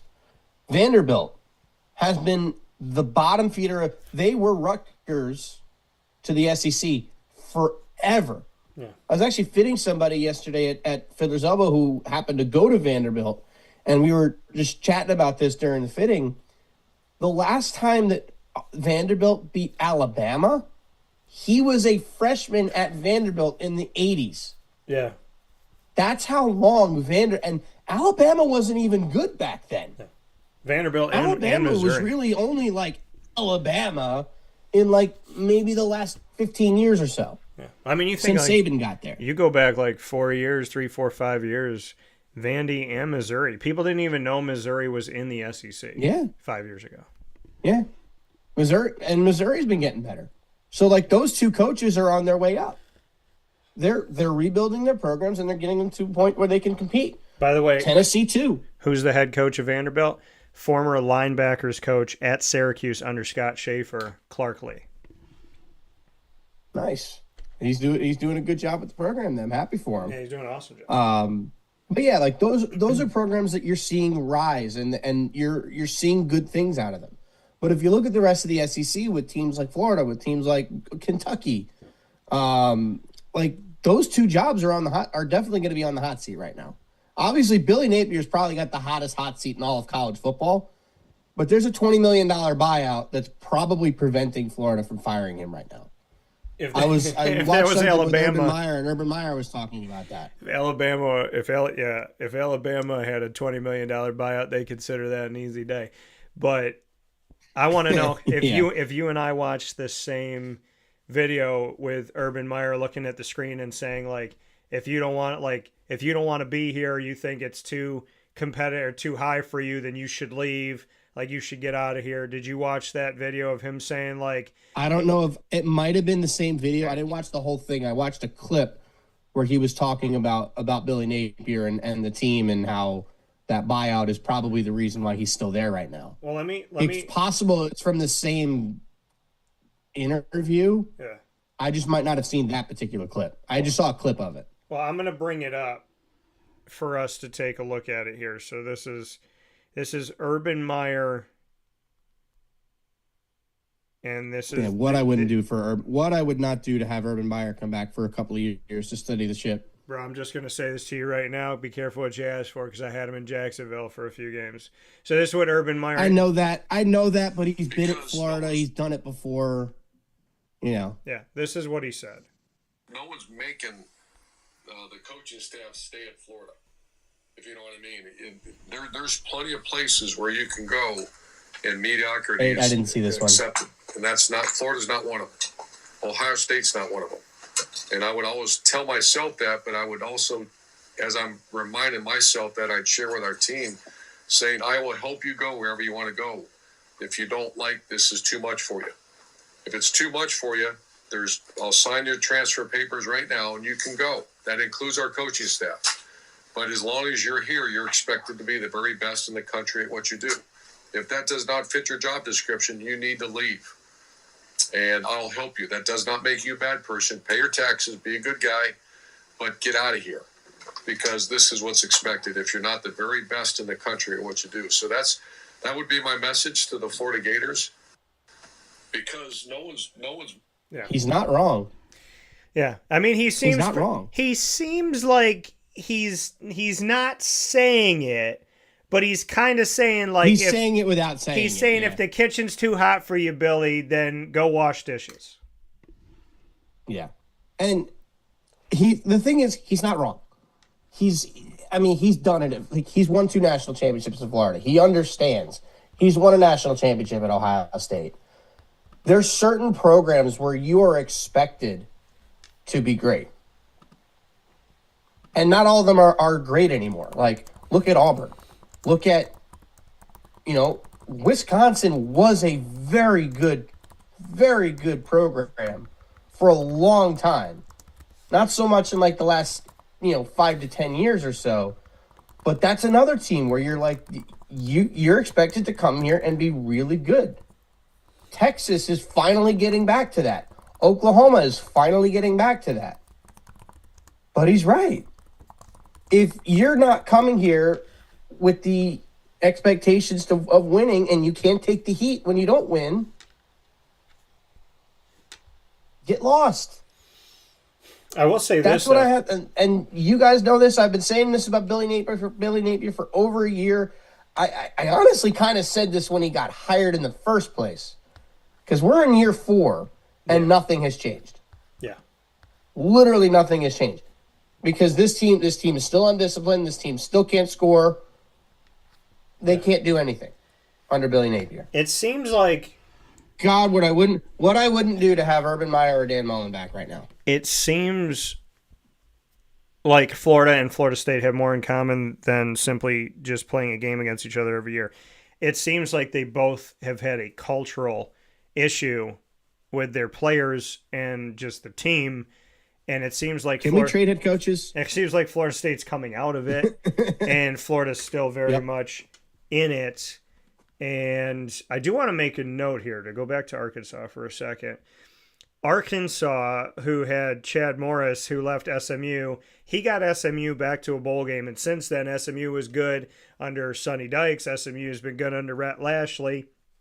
Chad Morris did a good job, and he was given less than 3 years at Arkansas when he came in there after deciding to leave SMU, which I wouldn't have done because I was like, well, you know how the SEC is. But I do want to go back to, so many bowl games won, like you had spoken about, and something that, was talked about recently, the old Southwest Conference. And the old Southwest Conference was really something special. And the Southwest Conference... How long ago was that? I don't think I've even ever heard of that. Yeah, so the Southwest Conference was a conference that featured Arkansas, Texas, Baylor, Texas Tech, Rice, Texas Christian, Texas A&M, SMU. It was pretty much like a total Texas conference with a few other pieces. And the Southwest Conference existed all the way to 1991. We go back and look at this time. And in 1964, I believe that's when Arkansas had their national championship at the Cotton Bowl. But the SEC was born out of having this, pieces of the old Southwest Conference and just elements of what that conference could have been. Arkansas went to the SEC in 1992, back when the SEC did not have all of their teams, but they had at that point what they have. They had 1, 2, 3, they had 6, 7, 8. So 1, 2, 3, 4. So they had 12 teams back then in the SEC. And yeah, because remember, South Carolina was an ACC. So before they came over. So definitely interesting to go back and look at the history when you think about Arkansas. But the Southwest Conference, a really awesome conference that featured a lot. And they were talking about, what Houston could have been if Houston didn't, have to go through everything that they've gone through. And now they're in the Big 12 and yada, yada, yada. And then they disrespected the American like so many do. And that was frustrating. But because Houston got no respect when they were in the American, but then they got a ton of respect when they left the American, which really throws you for a loop. Doesn't make any sense. But Murph and I got to talk about a few things here. We only have a few minutes left because I do have that event to go to. So let's jump in really, really quick to the Ryder Cup in Major League Baseball, and then we're going to hop in a few final points after a fast break. So Ryder Cup, we'll go there first.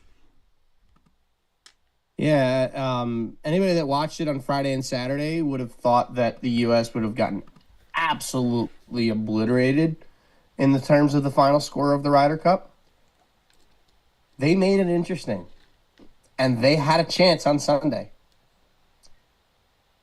Bryson was 5 down in his match and came back to tie. Yeah. I forget off the top of my head who he was playing. I think it was Matt Fitzpatrick. He's 5 down through 7, and he came all the way back and tied that match, which is unbelievable. And if you've ever played golf and been 5 down on the front 9, you kind of start to think, yeah, I can't, this is over. But obviously it wasn't for Bryson, and he played unreal, on the second 9. Rory and Scotty played an outstanding match. JT and Cam Young both made birdies on 18 to win their respective matches. It was 11.5 to 5.5 coming into the day. I'm sorry, 11.5 to 4.5 coming into the day. The U.S. got 4.5 points in the 4 sessions of team play. That's embarrassing. And I'm not blaming this at all on Keegan. I think the only pairings I really kind of disagreed with, I disagree with Russell Henley and Scotty being together, and then I disagreed with the Harris English, Colin Morikawa pairing, because neither one of them played particularly well. Yeah. And you could tell that Keegan didn't exactly trust Harris English because he was in the envelope. And if you don't know what that is, there's a name that each captain puts in the envelope. So, like, if a certain player scratches, as Victor Hovland had to on Sunday because of his neck, it's an automatic halved match. So Harris English was in the envelope. Basically, it's naming the guy that you trust the least. So then you're guaranteed a half a point. Hindsight, that half a point mattered.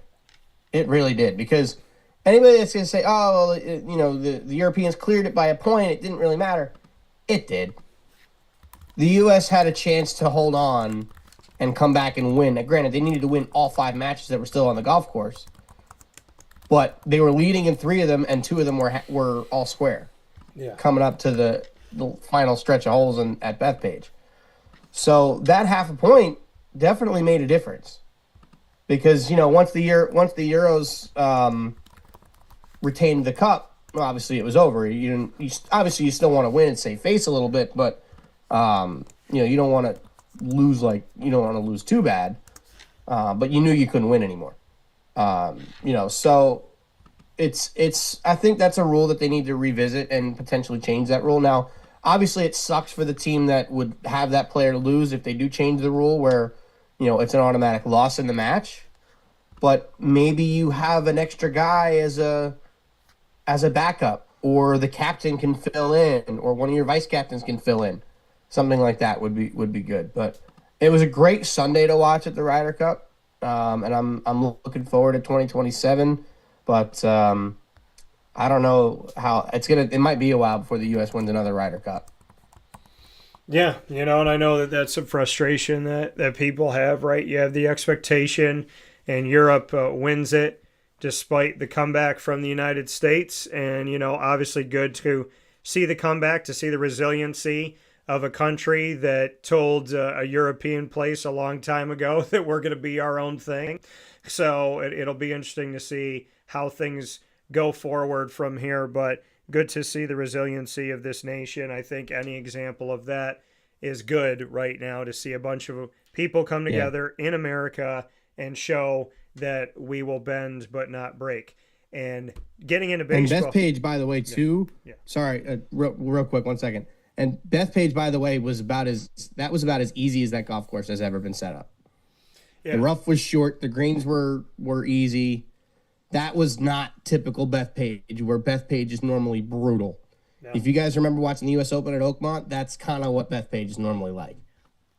Yeah, and, Bethpage, we talked about it here on the show before. And speaking of, bend but don't break, and where teams are at and who was resilient, it brings us right into the Major League Baseball Wild Card and how things shook out, as well as the standings overall. The Toronto Blue Jays at some point last week were behind the New York Yankees. It all came down to yesterday.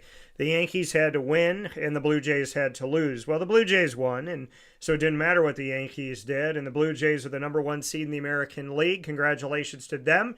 First time in a long time, and shout out to the Toronto Blue Jays for making it happen. They will sit out the wild card round. The Seattle Mariners not only got above the Houston Astros, they knocked them out of the postseason, and the Seattle Mariners are the 2 seed, which means they will sit out of the division or the wild card round.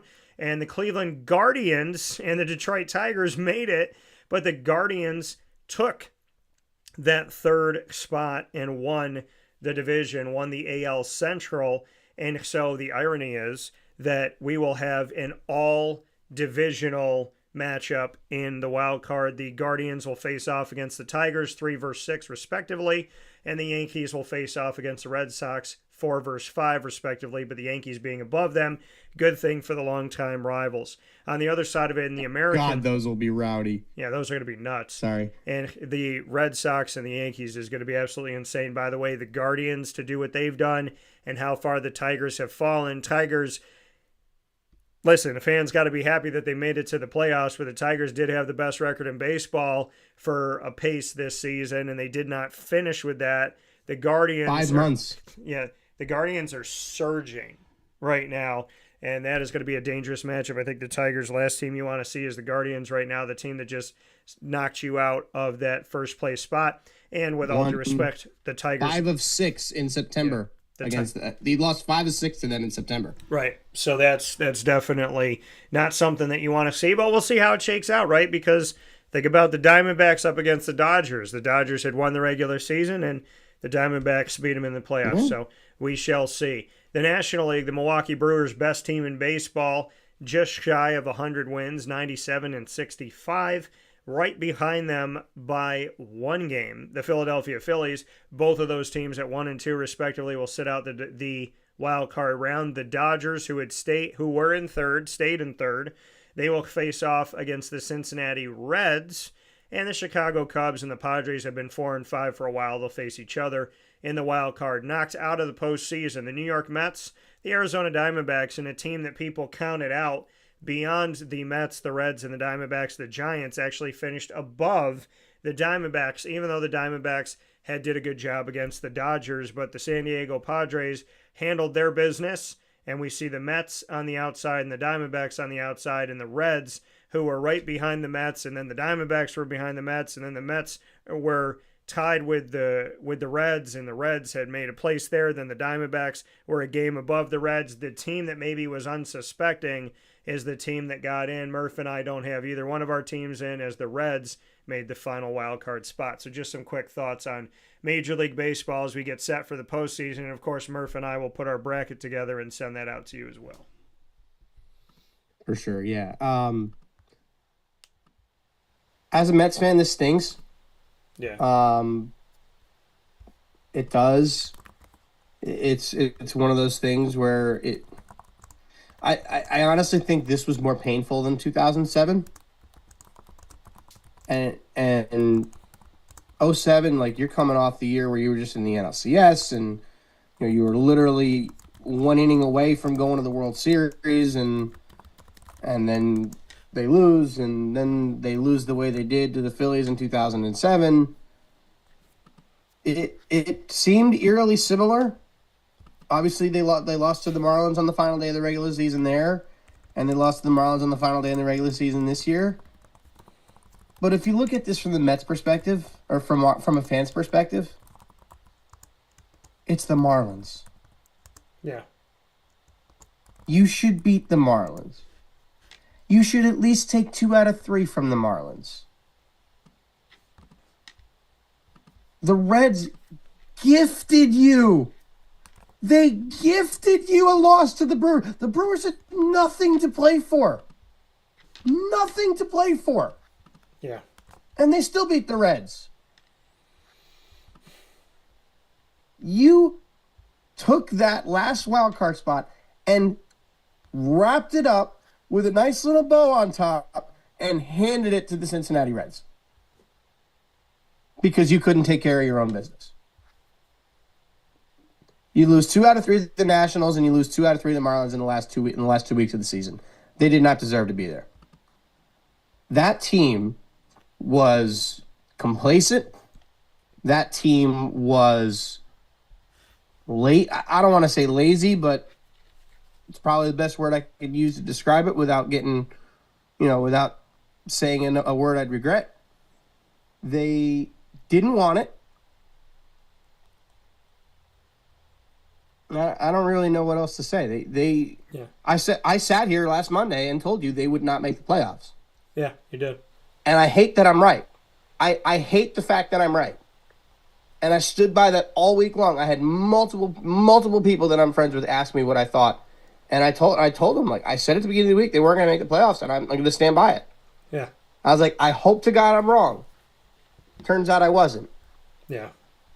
Well, I hate the fact that I was right, but they didn't deserve it. And the wild card will start off. We have no break. So the season ended on Sunday, and outside of today, the official Major League Baseball postseason will start this Tuesday, September 30th, Detroit at Cleveland, San Diego at Chicago, Boston at New York Yankees, and Cincinnati at the LA Dodgers. The games are all throughout the day, 1, 3, 6, and 9 p.m. Eastern Time, 3 of them on ESPN, and San Diego at Chicago on ABC. So, Murph and I will take one final step aside. When we spin back around here, we will jump into the NFL and some quick things with cards as we will be hopping out of here in just a moment, but stay with us inside the Great Lakes Honda City Studios. This is Jim Dispenza, owner of Game Point Sports Complex. You hear the same story across any sport that kids play and any sport that adults play. There's never enough places to play. That was definitely true with volleyball, definitely true with basketball. Could be cheerleading, it could be field hockey, which is what we're seeing now. Every sport has a lack of places to play, and I think Syracuse in particular is a place where it's really bad, despite the fact that we've got a lot of athletic talent around here. We just seem to have not enough places for people to play, and they're going to different places. They're going to Rochester, they're going to, Buffalo. They're going all different places because we don't have a place here, and I felt like that should change. This was a long project from planning all the way through execution to opening the doors. A lot of work went into it, obviously, a lot of money, a lot of resources, and the dream always was kids being in the gym, having a good time. And I've always felt like sports is the most unfiltered joy that you can observe with people that people can experience, because it is fun, it is a sense of accomplishment, it's all of that wrapped into one thing, and so watching kids going up and down the court with big smiles on their faces has been just amazing, an amazing experience. I'm looking forward to years to come of that same thing. We've taken the time to invest in multiple sports, and then what we're finding is the mere fact that we have a large, clean, well-lit space has opened a lot more doors for us beyond basketball, volleyball, pickleball. Now we're having some interest from cheerleading. We've got girls field hockey coming in, and then also there's quite a bit of room for spectators. We've got bleachers, we've got benches, we've got a concession lounge where people can get food and drinks. We're going to have multiple sports going at the same time, using every square inch of this place for what it was conceived for, which is basically people to come in, have a good time in the sport that they prefer. We manage each situation differently. Everybody has different ability to afford different things. Some are bringing 10, 15 people, some are just 2 people. I've had a lot of situations where it's a father shooting around with his son, it's a mother playing pickleball with her daughter or with her son, and in those situations come up and we work with people, and that's allowed us to have groups from 2 people up to 30 people and have some flexible pricing behind it. We're an organization that is here to work with the community any way we can, and I guess part of it is just making sure that we have the flexibility to put together a plan that makes sense regardless of the size of your group. So in order to book time, the best option is to go to our website, gamepointsports-syr.com. You can click from there and sign up for events, sign up for your own particular training, sign up for birthday parties, all of that.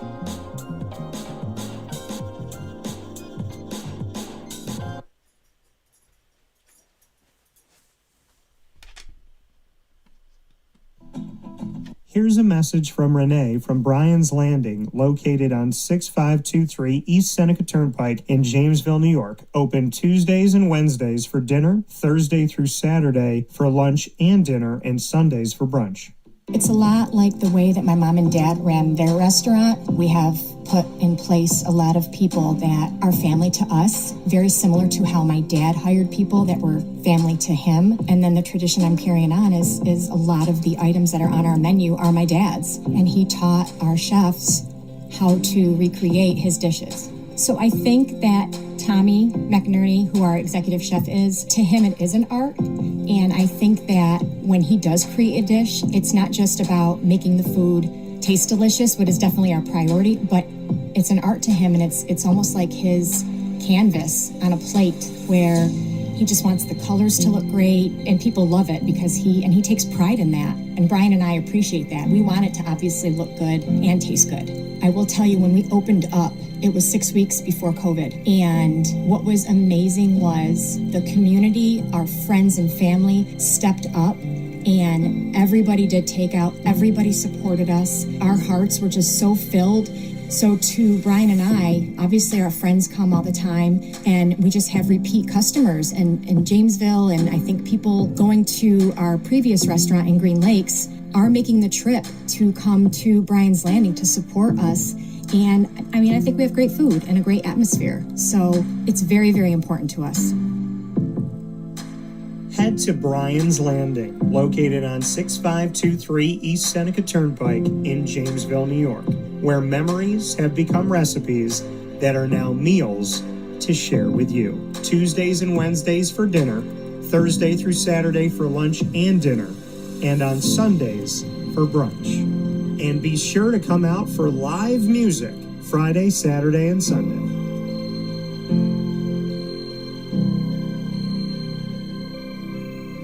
Life gets busy, and sometimes that means us running around. So K9 Camp Dog Daycare offers you an opportunity to give your dog a place to stay while you take care of what you need to throughout the day. K9 Camp Dog Daycare is located on 228 Old Bridge Street in East Syracuse, New York. You can see it from the highway, and it's just off of Erie Boulevard across from BJ's Wholesale Club.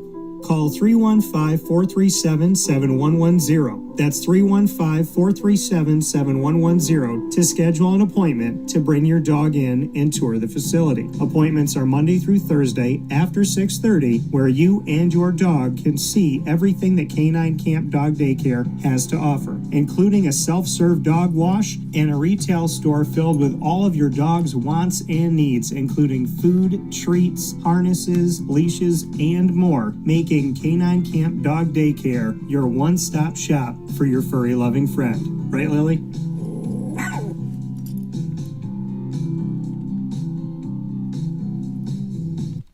Avicoli's restaurant, located on 7839 Oswego Road in Liverpool, New York, has been serving our community for decades. Your place to go for home cooking on the corner of Route 57 and Wetzel Road is just minutes from Liverpool High School. And every single month, Wake Up Call with Dan Tortora is on site, on location, with Liverpool sports, student athletes, coaches, and administration telling their stories throughout the year. We look forward to seeing you on site at Avicoli's for their casual pizza side, their fine dining, as well as their bar. And of course, you can order online at myavicolis.com. That's myavicollis.com. For takeout, delivery, and catering, call 315-622-5100. That's 315-622-5100. Come on into the neighborhood spot Avicoli's, open 7 days a week in Liverpool, New York.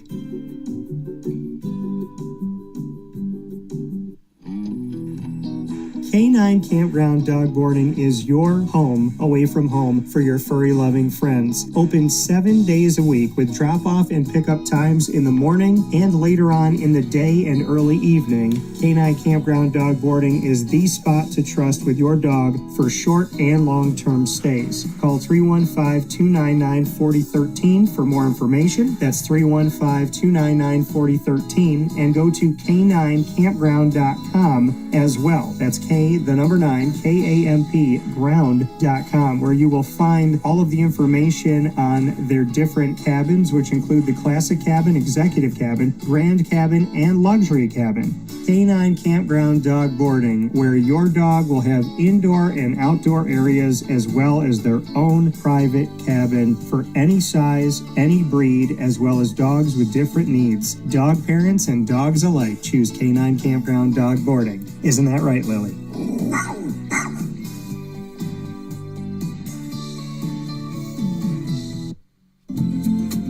Looking for your next ride?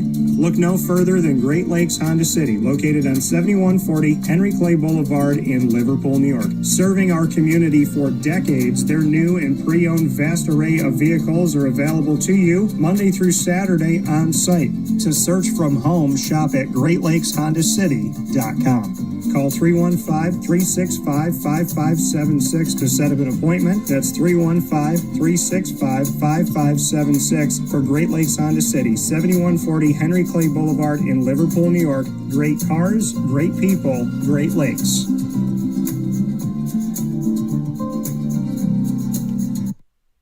Carvel DeWitt, it's what happy tastes like. Do you know why? Because we make ice cream. Creamy, rich, flavorful ice cream. Not yogurt or iced milk like some of our competitors. Ice cream. Fresh, by hand, daily. For the calorie conscious, we have something new for you. Our new Carbolite. Same great flavor, creaminess, and texture of our regular ice cream with only 35 calories an ounce. So whether you want an ice cream cake, flying saucer, dasher, carvalanche, hard or soft ice cream, we will satisfy your craving with our fresh, handmade regular or new Carbolite ice cream. Carvel DeWitt. It's what happy tastes like.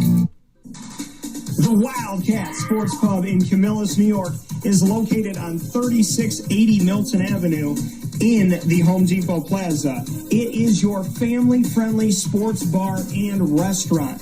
Folks, some sports bars aren't family-friendly. Some family-friendly restaurants are not sports bars. The Wildcat Sports Pub in Camillus, New York is proud to be both. It is that marriage that you've been looking for years. The Wildcat Sports Pub is your home base for your sports bar and restaurant needs, games for the kids, indoor and outdoor activities, and enough things on the menu to come back every single week and get to try something new. They're open Sundays from noon to 8 p.m., Monday through Wednesday, 11 a.m. to 11 p.m., and Thursday through Saturday from 11 a.m. to midnight. For reservations and party information, call 315-487-2222 for the Wildcat family-friendly sports pub and restaurant.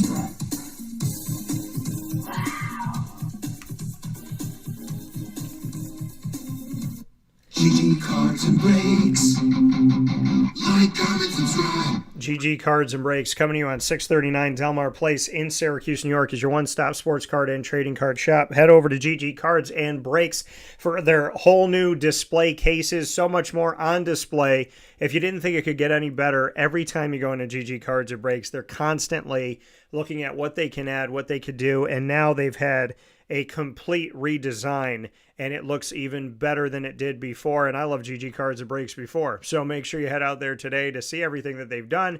I should say this Tuesday through Saturday from 10 to 6, Sundays from 10 to 5. They are closed on Monday. For all your supplies, singles, graded cards, packs, boxes, and more, the trading card game player, as well as those of you that love sports cards, head to GG Cards and Breaks, 639 Delmar Place in Syracuse, New York, where you get to be a big kid all the time. Many thanks to Chick-fil-A DeWitt and all the work that they do on Bridge Street and Erie Boulevard. Chick-fil-A DeWitt, giant brick building. You know, on Sundays, I don't know what it is about Chick-fil-A, but they just timed it right. Because on a Sunday, you always want Chick-fil-A. It's the one day they're closed. So on Monday, there's going to be a lot of people in that drive-thru. So get over there quick. It's not lunchtime yet, baby. Get over to Chick-fil-A DeWitt on the corner of Bridge and Erie. Megan Sorber and her team doing a tremendous job. And they're not even 2 months old yet. Go and visit them today. Let them know that DT sent you. Much appreciation. With that being said, Murph and I are going to give some quick thoughts on the NFL and GG Cards and Breaks Sports Card Show and Tell. So, Murph, I'm going to hand off to you here for a second to just give your thoughts on any game that stuck out to you. Aaron Rodgers continues to win and just won against Minnesota. I'm not going to say what he said, but allegedly Cam Ward for Tennessee being 0-4 said two words. He said, "We a dollar sign." Wait, that was sign. real? Well, so I'm that's the thing. I thought that was AI. Well, so that's the thing. That's the thing, right? Because I'm like, is this real? Is it not real? So CBS Sports put this up here, and it says Cam Ward subs up Titans play through 4 games. So let's take a look at this. Now, when Ward was asked what he thought he played, when he was asked how he thought he played on Sunday, he responded with one word, ASS. And so Ward also used that colorful noun to describe the play of the team. If we keep in a buck right now, we a dollar sign. We're 0-4. At this point, we got nothing to lose. We dropped a quarter of our effing games, and we've yet to do anything. So we have to lock in, especially myself, from the offensive line, from the defensive line, from the special teams, to all 3 phases. We have to play together. We have not played together this year yet. End quote. Your thoughts, Murph? That is... that was from CBS. I didn't know that was real. Yeah, that was from CBS. I swear, I did not realize that was real. Yep. I thought that was AI. Nope. I mean, I guess no need to sugarcoat it there, Cam. I mean, he's not wrong.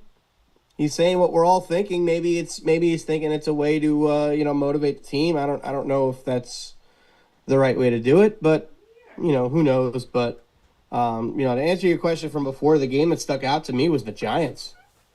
Yeah. I look at what they did against a 3-0 Packers, a 3-0 Chargers team, and it looked good. Yeah. I mean, Jackson Dart looked solid. He didn't, do anything outstanding, but, he ran for 50 yards, threw for a little over 100. Cam Scadaboo running the football did okay in his first start. But the defense picked off Justin Herbert twice. They struggled to stop the run with Omari and Hampton, but, the Chargers had to throw the ball when they were down for most of the game. But yeah, I mean, defensively, they looked good. I'm impressed. I was kind of impressed with the Giants under Jackson Dart. So, maybe they're able to do something, but we'll see.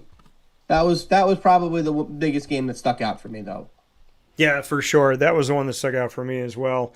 Looking at what they were able to do with Jackson Dart and to secure that victory. And not only that victory, but over one of the 6 undefeated teams coming into week 4 of the NFL and defeating the Los Angeles Chargers. So much respect for that, as well as Drake May in New England. I know they played Carolina, but they put it on them 42 points to 30-13. And the way that Atlanta responded, I know Washington was without Terry McLaurin and Jaden Daniels, but Atlanta had scored 0 points against Carolina and won this game in Atlanta 34-27. And Aaron Rodgers continues to look good. Sports Card Show and Tell, probably presented by GG Cards and Breaks. Very, very quick, Murph. What do you got? I don't really have anything. Okay. To be totally honest with you. All right. So I'll defer to you. I'll show mine very quick here. I got this stuff from GG Cards and Breaks trade night at the Wildcat. So this is a rookie refractor patch card of my guy Zay Flowers from Boston College. And then I also have Bijan's Turning Pro refractor. And these are numbered cards as well. A patch. And then a patch rookie card numbered down to 99 of the Panini Black of Ryan Nassib, who played for Syracuse and then the Giants. And it was a good time to get this guy's autograph, and I got 3 of them. This guy had an 80-plus yard punt return in Jacksonville's win on the road at San Francisco, so I got a dual patch Parker Washington rookie card here. And then I have 2 low-numbered rookie card rated rookies here that are both autographed, one in green and one in blue of Parker Washington, both coming from my guy Curtis Tillman, and his birthday is today, so happy birthday and shout out to Curtis. All the cards you've seen are from Curtis. And then this giant patch of Tank Bigsby, who's no longer a Jaguar, but will always be in my heart. And then I got this one from Anthony, who had made a deal for it. This is awesome because it's my first autograph of this player with him being in his NFL uniform. It's got an orangish blue background, so it looks like Syracuse, plus he's in all Eagles green, plus it's a tricolor patch, plus it's a rookie, plus it's numbered, and plus it's autographed. Kyle McCord on the Eagles with an orange and blue in the background. I love here. that. So that's a really cool looking How much card. you pay? How much was that? I paid 30. I'm curious. 30. That's it. The dirty 30. Well, did he? I know he got cut. Did he get back? Did he get back on their practice squad? Yeah, he is their third quarterback, and this is numbered to 75 in the world for Kyle McCord. This is going with my other Kyle McCords that are just off of camera here. So now I have now 3 Kyle McCords. I have one with the Syracuse jersey with the eagle in the background, and now an all eagle with a Syracuse colored background. So kind of cool, the group Love that it. I have here. So all that good stuff going on, and very happy. Actually, wait, I lied. Give me 2 seconds. I got 1 card. Okay, go ahead. Quickly!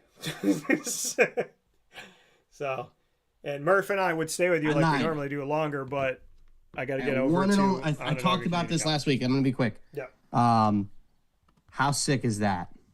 Oh, let me see. Oh, very nice. That's really cool. It's got the New York in there. Yeah. This came up to me at the Philly show, and it was from another Jets fan. And I'm like, I have to have this. I was like, I will overpay for it, but I have to have this.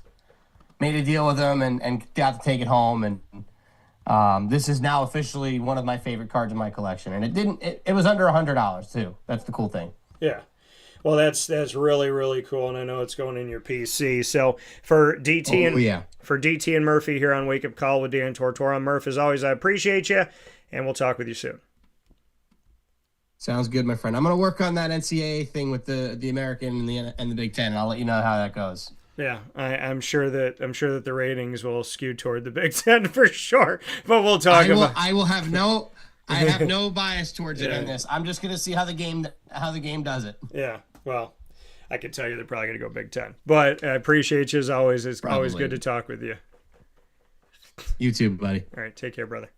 So that coming from Murph here on Wake Up Call with Dan Tortora, where sports meets life. And look at that, folks. We can disagree and still love each other. How the world needs a whole lot more of that going on right now. So with that being said here on Wake Up Call with Dan Tortora, I want to thank Murph for being a part of the show inside the Great Lakes Honda City Studios. I want to thank you for being a part of the show as well. You've heard from all of our great partners. I want to give a big time shout out to, of course, our exclusive multimedia marketing partners before we hop out of here this morning.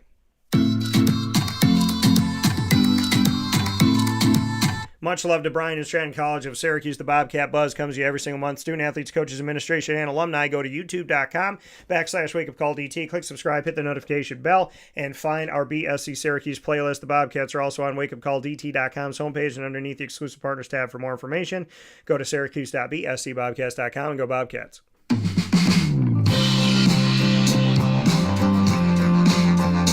The Binghamton University Bearcats are exclusive multimedia marketing partners with Wake Up Call with Dan Tortora. Find the Bearcats every single Tuesday at 10 a.m. Eastern Time, and bonus coverage like we had this weekend with Jerry Comiskey, the head coach of the men's and women's swimming and diving team, who I saw over the weekend up at Syracuse, New York at Nottingham for a meet that they had there with Stonehill and Lemoyne. You can check out all of our content with Binghamton by going to youtube.com/wakeupcalldt. Click subscribe, hit the notification bell. Find the Binghamton playlist. The Bearcats are also on wakeupcalldt.com's homepage and underneath the exclusive partners tab for more information. Go to BinghamtonBearcats.com and go Bearcats.